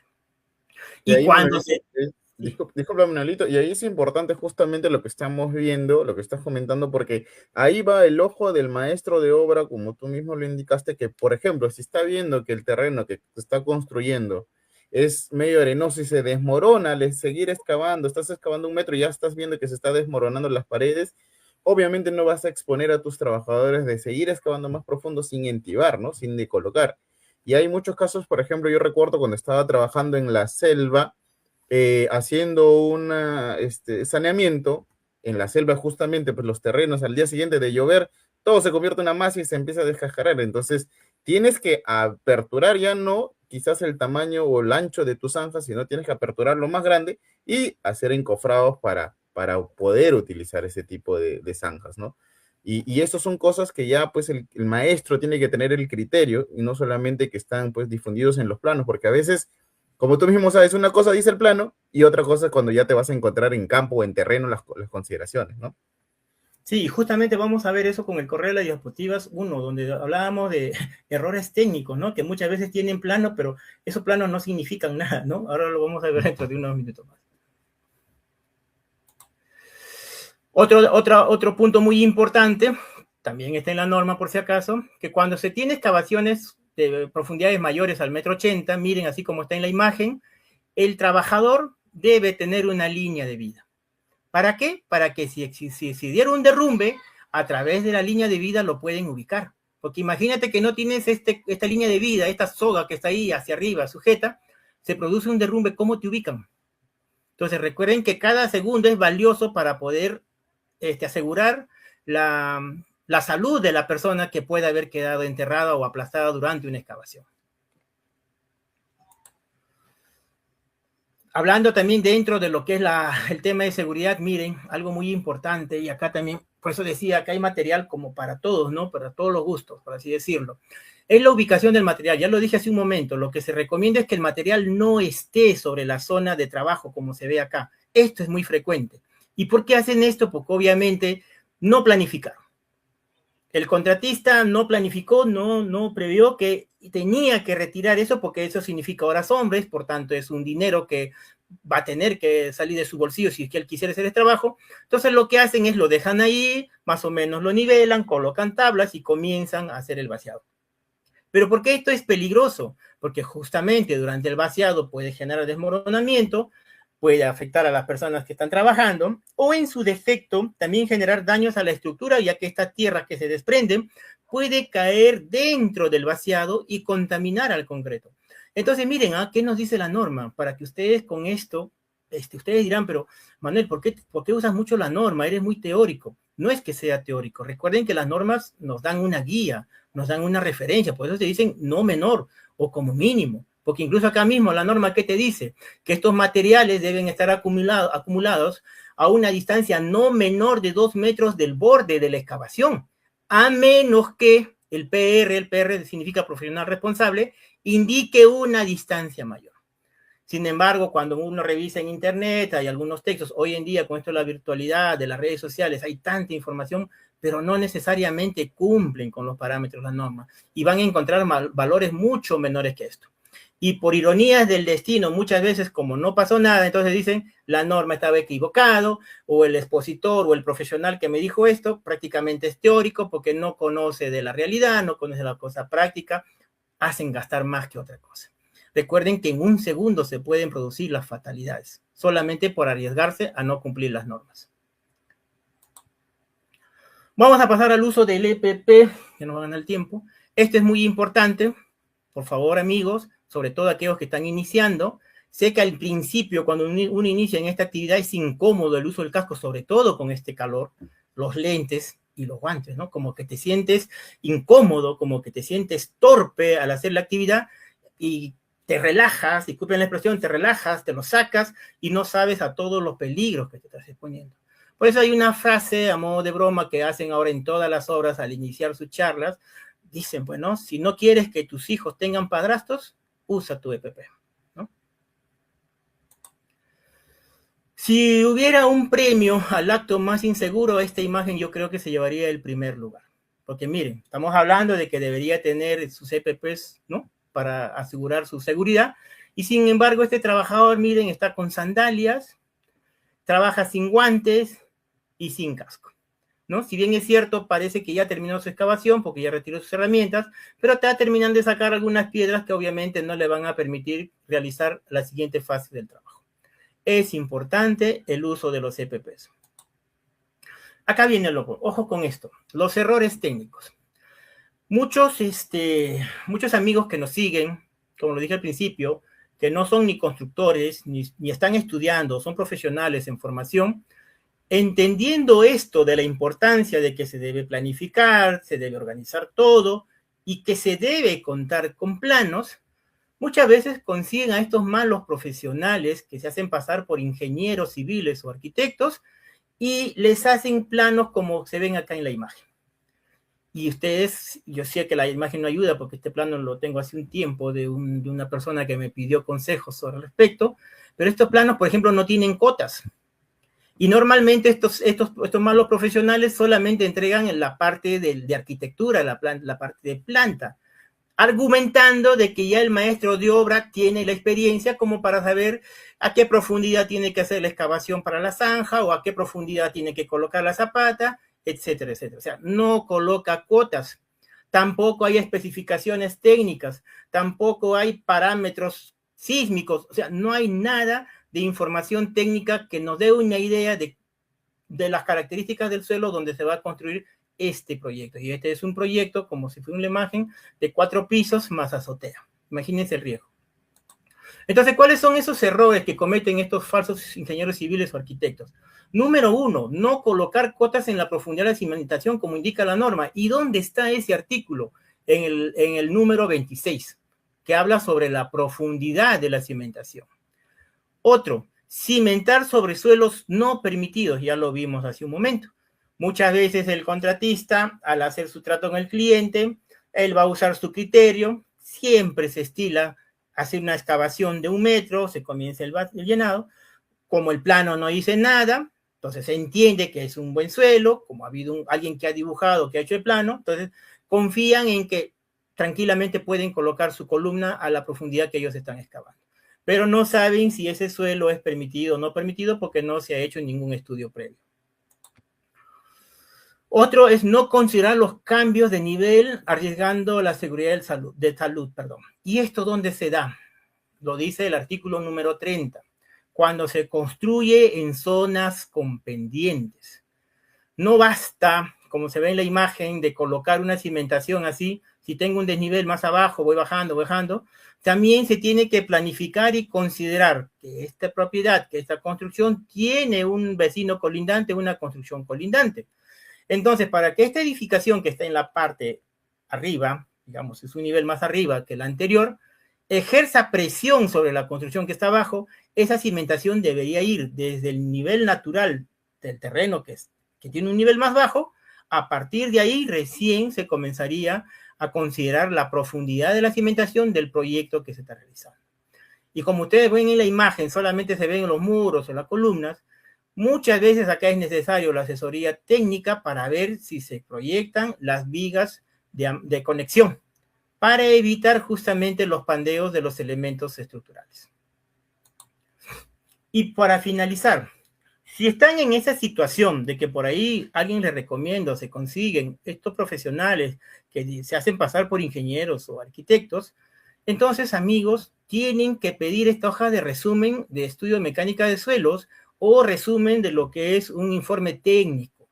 ¿Y dónde está esta hoja, esta captura? Está en el anexo de la norma E050. Es como mínimo lo que debería tener como datos para que el profesional que te va a hacer el plano tenga idea del tipo de cimentación, calidad del concreto, etcétera, etcétera, para asegurar la estabilidad estructural de la edificación. Vamos a hablar finalmente sobre algunos ensayos empíricos que se realizan en el suelo, pero ojo, estos ensayos no reemplazan a los estudios de mecánica de suelo o los ensayos en laboratorio, ojo. Y de la misma manera que se realizan acá para determinar si el suelo es arcilloso, si el suelo es arenoso, si el suelo es limoso, lo mismo los maestros que ya tienen experiencia, los albañiles que ya tienen experiencia, este mismo ensayo lo realizan, por ejemplo, para determinar la calidad del agregado que están recibiendo. Por ejemplo, cuando cogen un poco de arena, lo frotan entre sus manos, si ven que queda manchada la mano, como se ve en la imagen de la izquierda, la primera izquierda, se ve manchada tipo barro, se entiende, por ejemplo, que esa arena tiene arcilla. Es una arena arcillosa. Y una arena arcillosa no es recomendable para usar en la preparación del concreto. Lo mismo si sucede que si es, ¿cómo se llama? Un suelo limoso. ¿Y cómo se determina un suelo limoso? O una arena que tenga porcentajes o presencia de limo. Cuando tiene esa sensación de harina de talco y no es plástica, ¿qué significa que no es plástica? Que no es cohesiva, que no se pega, entonces se está entendiendo que es un suelo limoso. En cambio, si tú coges un material y que tiene esa sensación de áspero y granos visibles o no, pero se siente ese aspecto áspero, se entiende que, por ejemplo, es un suelo arenoso. ¿No es cierto? Y obviamente, si ves ya que hay piedras, ya te garantiza que ese suelo es gravoso. Entonces, conclusiones, amigos. Para un buen control de las medidas durante la excavación, ya lo dijimos, se debe realizar desde los ejes que están en las balizas, previo al trazo y replanteo. Esto que va a evitar retrasos y sobrecostos durante la construcción. Otro punto muy importante es no aplomar los lados laterales porque van a generar desmoronamientos. Claro que sí. Dependiendo, por ejemplo, como lo dije hace un momento, si tú vas haciendo la excavación y no estás realizando el control, tú puedes terminar haciendo como una especie de embudo. Pero si el embudo es de manera invertida, es decir, angosto arriba y ancho hacia abajo, obviamente va a generar desmoronamientos y aplastamientos. Y eso también reduce el recubrimiento de las armaduras y por ende mayores gastos. Ya se dijo también, si se tiene suelos colapsables, hay que reemplazarlos, pero recuerden, no solamente está en reemplazarlos, se debe compactar. ¿Y cómo se realiza la compactación? Amigos, si el tema económico no les permite contar con un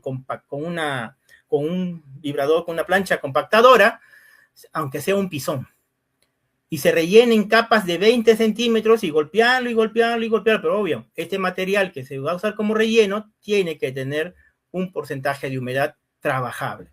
Ni mucha agua, ni poca agua. Después nos dice que en los cimientos corridos se debe usar concreto de mejor calidad que el ciclopio en las armaduras de columna. Es lo que le decía hace un momento. Acá hay todo un tema debido al vacío que existe en nuestra norma, en el Reglamento Nacional de Edificaciones, porque no te aclara, no te dice que como el sistema es de muros portantes, entonces en un cimiento corrido, o sea, todo lo llenan de concreto ciclopio. Pero ¿qué pasa cuando en ese sistema, en esa armadura, en esa columnita? Porque recuerden que en el sistema de muros portantes, las columnas son esbeltas. Esas columnas, esas armaduras quedan dentro del ancho de lo que es la unidad de albañilería. Si usas un muro de soga, tu estribo va a tener como 9 o 8 centímetros de ancho. O sea, son esbeltas, son delgadas. Entonces, ¿qué pasa cuando no aplicas ya el criterio común? Porque la norma también te dice, ¿no? Que es un concreto armado, que si tú tienes armadura no uses el concreto ciclopio. Ya está en la norma, pero sino que como hablamos de cimiento corrido, se toma literal y todo lo vierten con concreto ciclopio. Es más, algunos todavía tienen la idea equivocada, cogen tremendas piedras mayores a 10 pulgadas que nos establece la norma y lo colocan justo en el doblez del acero de la columna, o sea, aplastan la patita, como se dice, ¿no? ¿Con qué idea? De que quede firme la columna. ¿Te imaginas ahí un acero aplastado con una piedra que va a estar sin concreto? El pobre acero, todo el daño, todo lo que va a sufrir producto de la humedad, de la sal, el sulfato, todo lo que ya se mencionó. Entonces, ¿qué se recomienda durante el proceso? Es cierto, es más tedioso y por lo mismo que es tedioso y no se consideró en el presupuesto, simplemente se deja de hacer. Pero ¿cuál es la forma correcta de realizar un cimiento corrido? El vaciado de un cimiento corrido.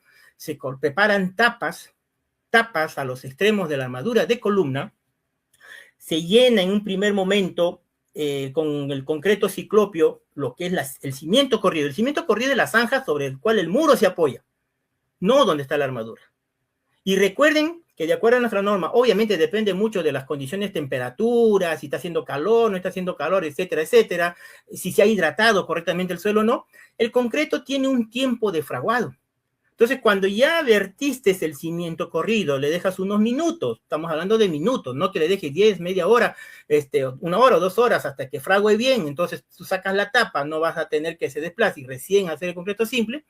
Entonces, basta que ya tú pongas el dedo sobre esa cimentación, sobre ese concreto, y si tú ves que ya el dedo no se pega el concreto, solamente se puede hundir, pero ya está en una fase de fraguado medio, entonces retira la tapa con mucho cuidado y comienzas a vertir el concreto simple, que es de mejor calidad. Cuando me refiero a concreto simple, porque el concreto ciclopio también está dentro de lo que es concreto simple, pero se llama ciclopio porque usa en su composición el hormigón, que es el agregado. Hormigón, cemento, agua y aditivo.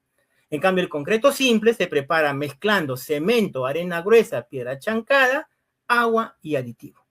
Pero ese concreto es de mejor calidad que el ciclopio, porque ya lo dije, como mínimo, de acuerdo a nuestra norma, la E060, en esa armadura se debe vertir concreto de 175 kilos por centímetro cuadrado. O sea, un concreto de mejor calidad.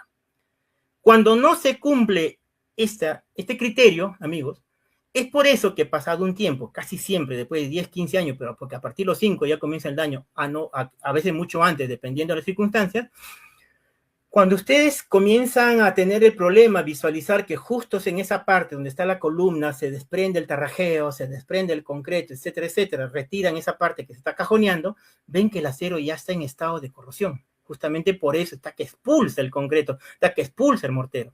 Entonces, tú te asustas, llamas a tu maestro, le dices que refuerce, cambias, y cuando vas escarbando en la cimentación, te vas a dar cuenta que los refuerzos transversales, que son los estribos, prácticamente ya son hilos nada más. Hilitos. Y los refuerzos longitudinales igual, ya están en estado de corrosión, por tanto, son completamente, ya no están trabajando como tal. Si bien es cierto, por ahí alguien me puede cuestionar y decir, pero yo tengo entendido que en el sistema de muros portantes, las columnas no transmiten cargas, no soportan peso. Es cierto, pero confinan. El trabajo principal de las columnas y de las vigas soleras en los muros, en este sistema de muro portante, es confinar al muro. ¿Qué significa confinar? Encerrar. El muro debe estar encerrado por elementos de concreto armado, de modo que cuando se produzca el sismo, esta se va a desplazar, se va a mover, pero no debe colapsar, no debe caer. Puede sufrir daño, sí, pero no colapsar. Entonces, si el acero ya se ha dañado, ya no solamente está oxidado, sino ya está en estado de corrosión. ¿Cómo saber cuando un acero está en estado de corrosión? Tú coges el acero y se desprende en forma de costra, ya no hay nada, que ese acero ya no cumple su función. Entonces se va a producir el sismo y esas columnas van a fallar. Ya no hay nada que confine al muro y va a fallar la edificación. Sí, si falla el muro del primer nivel, falla todo, porque recuerden que otra característica de los sistemas de muros portantes, porque el tema de hoy es cimientos corridos, es que los muros son continuos. No se tiene una distribución en el primer piso, otra en el segundo, no. Todos son continuos, son diseños típicos. Así es, Manuelito. Continúa, por favor. Y para finalizar, nos dice que para realizar un trabajo de calidad es necesario que el material de excavación esté fuera del área. Ya es suficiente, ya se mencionó, ¿no? Pero acá hay un punto de aclaración, que muchas veces se usa como justificación cuando uno llega a obra, y conversas con el maestro, con el contratista, y te dice, no lo he retirado porque luego voy a rellenar justo en esa zona. No es argumento eso. Si el contratista está usando ese argumento, porque ya lo dije desde un principio, hubo un error al momento de realizar el presupuesto. Y como sabe que no presupuestó bien, y sabe que si lo retira y lo vuelve a traer, son horas hombres que no ha considerado y por tanto se puede sobregirar. Pero tiene que entender, amigo constructor, que si no se cumplen estas pautas, no solamente estás arriesgando la integridad física de tus colaboradores, de tus trabajadores, sino también estás arriesgando la estabilidad estructural de la edificación. Porque esa tierra, ese material que está ahí, se va a desmoronar, se va a caer encima del concreto y lo va a contaminar. Muchos tienen la idea equivocada. Se cayó un pocotón de tierra. En vez de retirarlo, limpiarlo, ¿qué es lo que hacen? Cogen un balde con agua y le echan agua como diciendo para que se lave todo, se disperse y no pasó nada. Es el peor error que pueden cometer. ¿Sí o no, Reis? Sí, ahí justamente la parte importante que hay que cuidar en una mezcla es la relación agua-cemento, ¿no? Esa relación que hay entre la cantidad de cemento y la cantidad de agua que voy a tener en esa mezcla. Y si aparte de eso, como está sucio, le echo agua, ya pues prácticamente estoy lavando el concreto, como dicen, ¿no? Y ahí también un punto importante, como mencionaste, Manuelito, es el tema de el acero, ¿no? Entonces, como ustedes saben, amigos, en el Perú, nosotros, Aceros Arequipa, fabrica las barras corrugadas que se comercializan acá, que nosotros comercializamos también en diferentes países en los que estamos. Y un punto importante es la calidad de nuestros productos. Nuestros productos pasan por diferentes controles, los cuales van a cumplir y van a garantizar el diámetro que necesita la edificación. Un diámetro de 3/8, un diámetro de media. ¿Y por qué es importante esto? Porque como dijo Manuel, muchas veces nosotros no realizamos los controles necesarios al momento de hacer nuestra excavación o nuestra cimentación y dejamos pues que los aceros sufran estas inclemencias del clima y se empiece a oxidar y después a corroer. Y si no tenemos un acero de calidad, pues justamente vamos a empezar a corroerse durante más rápido, o sea, antes del tiempo previsto que debería tener. Y por eso es que es importante que ustedes, como ustedes mismos construyen, ustedes son los que mismos dan esa decisión de compra a sus clientes, que justamente quieran y pidan aceros de calidad. Eso es lo más importante. Así es. Bueno, no, Racer, pasamos creo a la parte de preguntas, no sé si habrá preguntas. Acá muchos me estaban preguntando y varias personas me estaban consultando sobre el tema de que qué hacer cuando, por ejemplo, ya hicieron la excavación y al día siguiente llovió, o en ese mismo día en la noche llovió y toda su zanja está totalmente inundada de agua. Me preguntan si después de bombear es posible colocarle, si es posible sacar el agua y verter el concreto, o de repente no, de repente es mejor colocarle plástico a toda la zanja. ¿Qué podríamos dejarles ahí como recomendación justamente cuando tienen ese tipo de inclemencias de clima cuando llueve, ¿no? Cuando ya está hecha la zanja. A ver, para responder a esta pregunta vamos a imaginar los diferentes escenarios, ¿no es cierto? Si la edificación está en una zona lluviosa como en la zona de la sierra y la selva, para evitar este tipo de eventos, se tiene que planificar justamente zanja realizada, zanja que se llena. Lo mismo pasa en las obras de saneamiento. Muchas veces se hacen excavaciones de 3, 4, 5 metros de profundidad.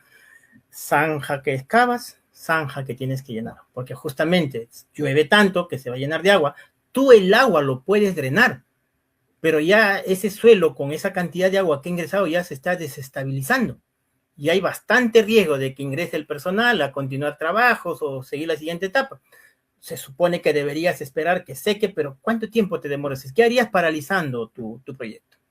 Lo mismo es acá, si fuera el caso de nuestra ciudad capital, aunque acá no llueve tanto como para llenarse una zanja, ¿no es cierto? Por eso me iba a los escenarios de la sierra y de la selva. Pero si se diera el caso de que se llenó, que llovió fuerte, y justo tienes el tema del solado y viste que se formaron charcos en la zona del solado, obviamente que eso sí implicaría, porque no demanda mucho esfuerzo, retirar esa agua, ¿no? El tema es si está con armadura. Si está con armadura, igual tienes que buscar la forma. Yo sé que es tedioso, o sea, no es simplemente decir, para ti es fácil decir, sácale el agua. ¿Y cómo lo hago? Lamentablemente son cosas que suceden cuando no se ha cumplido el primer punto, planificación. Ahora, con respecto a que si deben usar plástico o no para justamente evitar este tema de que si se vuelve mucho barro, porque puede haber llovido en cierta intensidad, como creo que pasó ayer, ¿no? Gran parte de Lima ha llovido fuerte y ha generado bastantes charcos. Entonces, se tiene que tener mucho cuidado de programar un vaciado, sobre todo, tú podrás drenar el agua, pero el suelo está tan pastoso, dependiendo de su característica, que si tú viertes el concreto, se termina contaminando porque está cayendo sobre barro. Entonces se termina contaminando el concreto, esa salpicadura termina llegando al acero y se forma todo un caos en general, ¿no? Ahora, sobre respecto al plástico, yo recuerdo que el año pasado, pero no recuerdo el mes El exacto, año pasado. se habló sobre eso, de impermeabilizar las cimentaciones. Si bien es cierto, nuestra realidad nos obliga a buscar opciones económicas y una de ellas es el plástico, no se recomienda el plástico. Yo sé que muchos me odiarán por esto cuando digo que no usa, entonces ¿qué hago? Porque yo no tengo tantos recursos como para comprar una malla, una manta asfáltica, etcétera, etcétera. Pero no se recomienda el plástico porque el problema del plástico, como es tan delgado, es tan débil, para algunos me dirán, no, pero yo voy a usar ese plástico negro que es más grueso, de doble capa. Igual, recuerden que durante el proceso del vaciado es un trabajo de, digamos, de exigencia en la que muchas veces el concreto se lanza desde la carretilla y si es un cimiento corrido, lanzas las piedras, les terminas generando daños al plástico, a aberturas, y a las finales igual termina pasando a la sal, el sulfato, la humedad, o sea que has gastado en vano. Y lo otro, hay terrenos y terrenos, ya lo dije, hay muchos tipos de suelos, en la que el suelo es tan agresivo químicamente hablando, que el hecho de que ya se llenó la zanja, por ahí se logró que no se dañara el plástico, quedó íntegro, pero esta agresividad química termina dañando al plástico, lo termina dañando, perjudicando, debilitando, y estos agentes agresivos igual terminan dañando a la cimentación. Entonces, revisen esa charla y van a ver que no hay mejor opción que realizar un buen trabajo de impermeabilización. Recuerden, lo barato sale caro, amigos. Y si hablamos de cimiento corrido, más caro todavía, porque tú puedes reforzar una columna, cambiarla, ¿no? Pero ¿cómo haces para cambiar una cimentación? Por eso decía, si van a usar el sistema de muros portantes, para eso se usa un cimiento corrido, las condiciones del terreno deben ser las más favorables. No se construye, no se realiza un cimiento corrido sobre un suelo débil, sobre un suelo colapsable, sobre un suelo agresivo químicamente hablando. Se toma otra Y, y como recomendación también, pues muchachos, por eso sirve el estudio mecánica de suelo, porque en el estudio mecánico de suelo te va a dar si ese suelo que tú estás construyendo tiene varios agentes contaminantes, sulfatos o lo que sea, y para eso hay tipos de cemento, para eso hay aditivos, para eso hay otras soluciones que solamente colocar un plástico. Que un plástico, si ustedes se dan cuenta, ponen debajo en la pista, ahí le vacían concreto. Al día siguiente, cuando quieren levantar ese concreto, se van a dar cuenta que el plástico prácticamente desapareció en la parte de abajo. Porque el mismo contacto del cemento con el plástico hace que esto se evapore, se elimine. Entonces, no, como dice Manuelito, no es tan recomendable. Para eso hay otras soluciones. Aditivos, hay otro tipo de cemento, otro tipo de mezcla. Entonces, hay que ver esas opciones que quizás no son tan caras, solamente que hay que conocerlas, ¿o no, Manuel? Sí, y para complementar tu idea esa de los tipos de cemento, ¿no? Parece que nos salimos un poco del tema, pero es necesario porque hablamos de armaduras en este tipo de cimentación. Se recomienda que por lo menos que en los primeros niveles, todo primer nivel, se debe trabajar con un concreto elaborado con un cemento del tipo 2, es decir, mediana resistencia a los sulfatos. Si bien es cierto, acá en nuestro país no se fabrica el cemento tipo 2, se fabrica el tipo 1 y el tipo 5. Entonces, ¿cómo se logra un cemento tipo 2? Usando aditivos, realizando un diseño de concreto. Pero ¿por qué es necesario mínimo un tipo 2? Porque recuerden que el primer nivel siempre está expuesto a humedad. Dependiendo de la zona de residencia, recuerden que acá en nuestra capital muchas veces existen bastantes mascotas, perritos que están en la calle y todos tienen la costumbre de levantar las patitas y orinar en las columnas, orinar en las paredes, ¿no? Entonces, por eso que el concreto debe ser elaborado con un cemento con propiedades del tipo 2. Así es. Acá una última consulta nos dicen, ¿no? Cuando los cimientos se realizan en una pendiente a desnivel de 2 metros, ¿qué consideraciones especiales se debe tener en la excavación? Claro, o sea, en muchos casos, como hemos visto también en las construcciones de terreno en pendientes, algunos hacen ese tipo de escalonamiento en la cimentación, ¿no? Y en algunos casos esos escalonamientos pues llegan a 2 metros, 2,5 metros. Y ahí creo que hemos hablado sobre este tipo de excavaciones profundas, aparte, a partir del 1,50 m, ¿no, Manuel?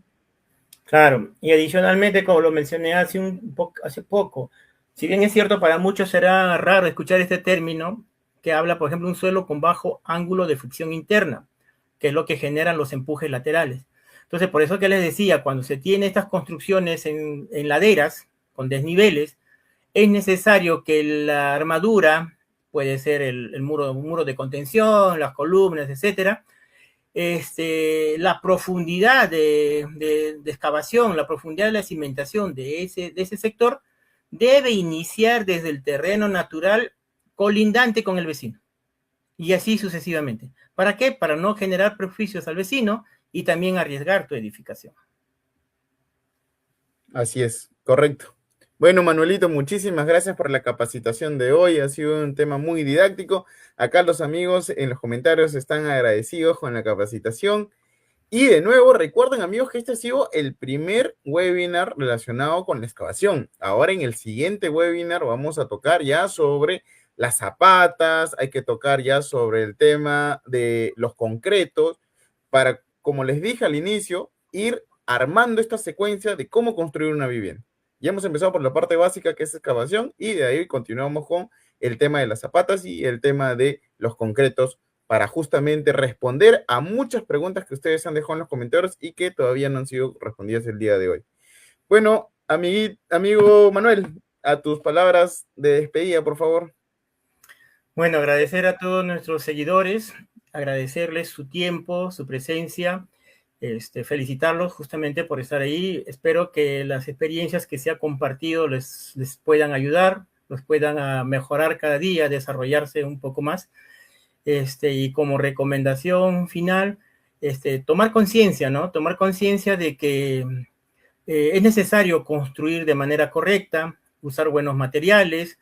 Yo sé que el gran factor, el tema económico, muchas veces nos impide contar con asesoría técnica, realizar estudios en laboratorios, pero no hay justificación para no tomar alternativas, como ya lo dije, ¿no? Hay detalles como, por ejemplo, excavar a 3 metros, por lo menos hacer una excavación básica como para saber la realidad del suelo.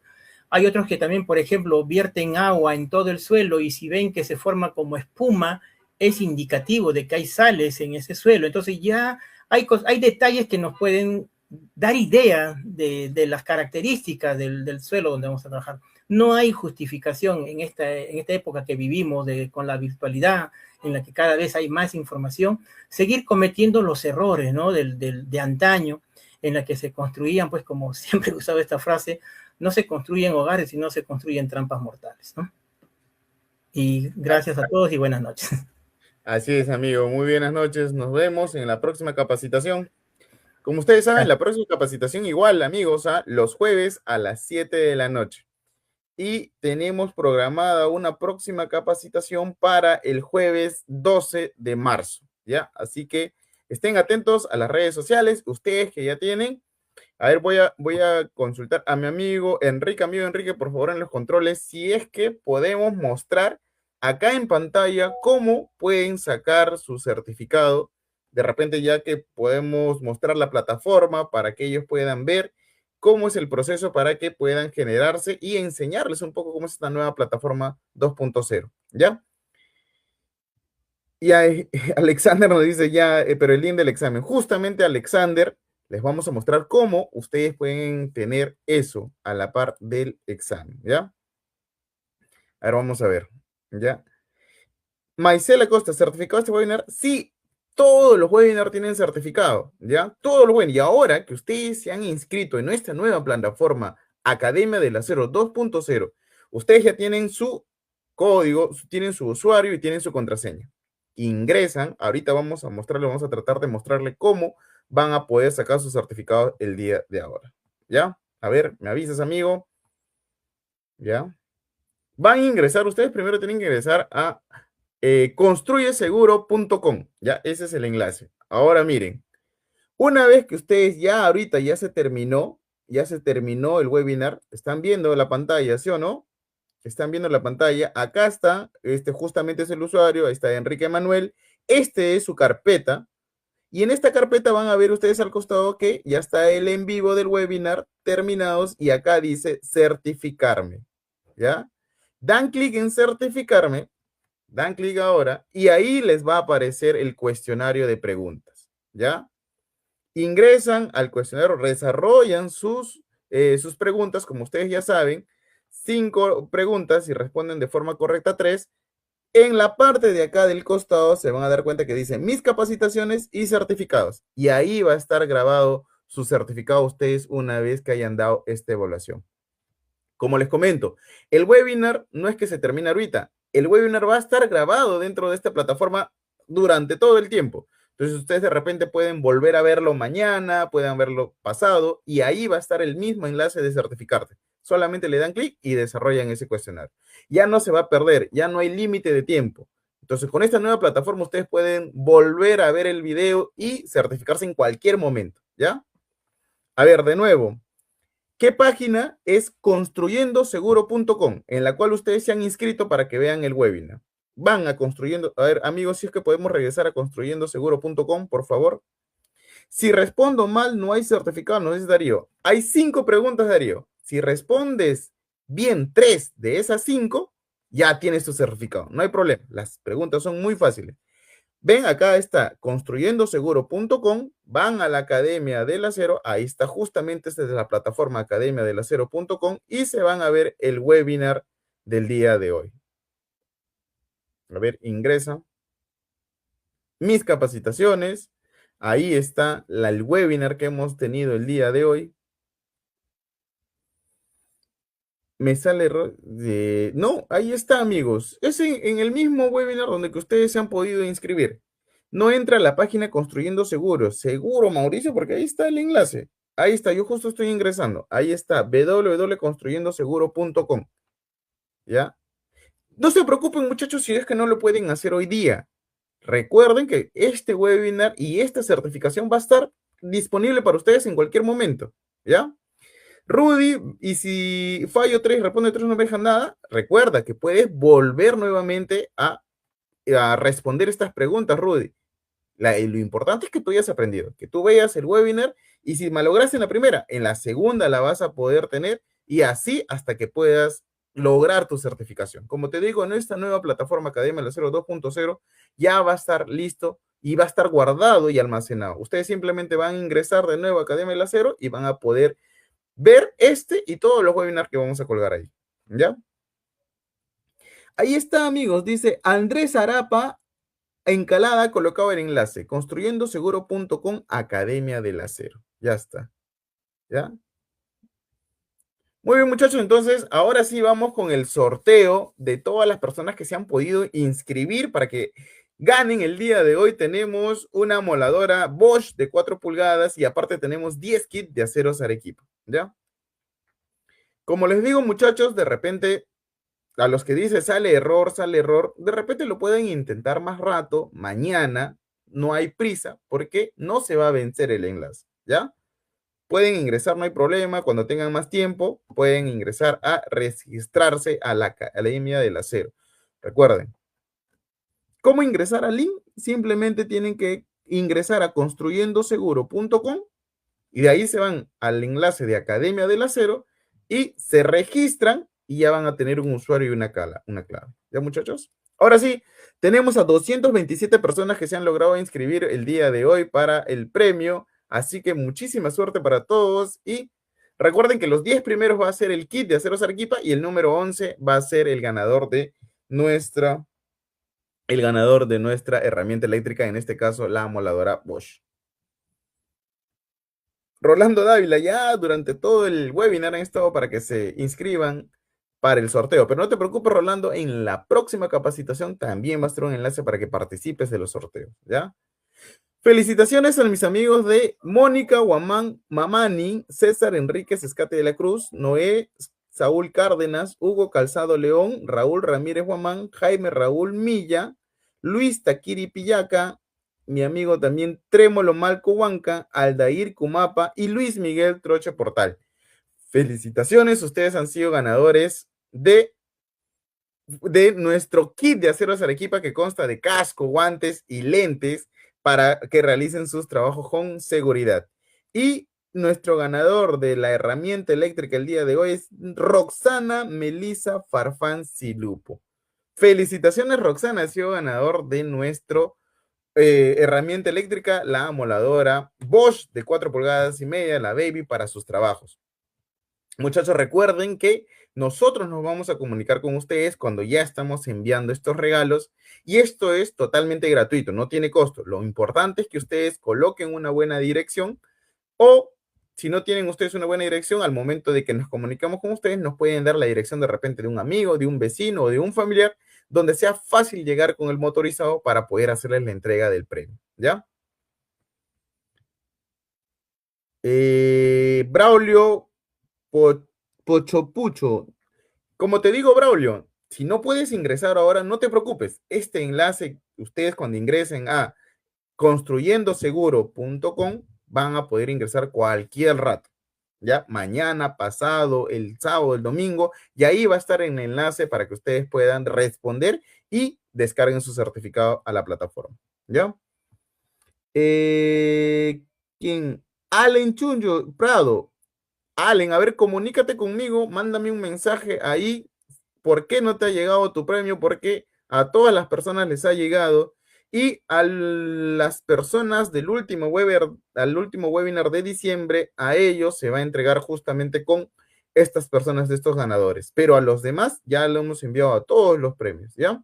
A ver, comunícate, Allen, nos mandas un mensaje para poder ver tu caso. A ver, Trémolo, gané otra vez. Cristian Wamni, construyendoseguro.com, ok, correcto. A la próxima, el sorteo hace 1 tonelada de acero. Muy bien, muchachos, lo importante es que ustedes sepan cuál es el acero del Perú, cuál es el acero de calidad y próximamente espérennos en su ciudad porque ya estamos retomando nuestras capacitaciones presenciales y este año vamos a tocar un tema muy importante sobre las vigas. ¿Qué consideraciones hay que tener? ¿Qué diferencias hay entre las vigas? Y todos esos temas los vamos a ver en las capacitaciones presenciales de este año.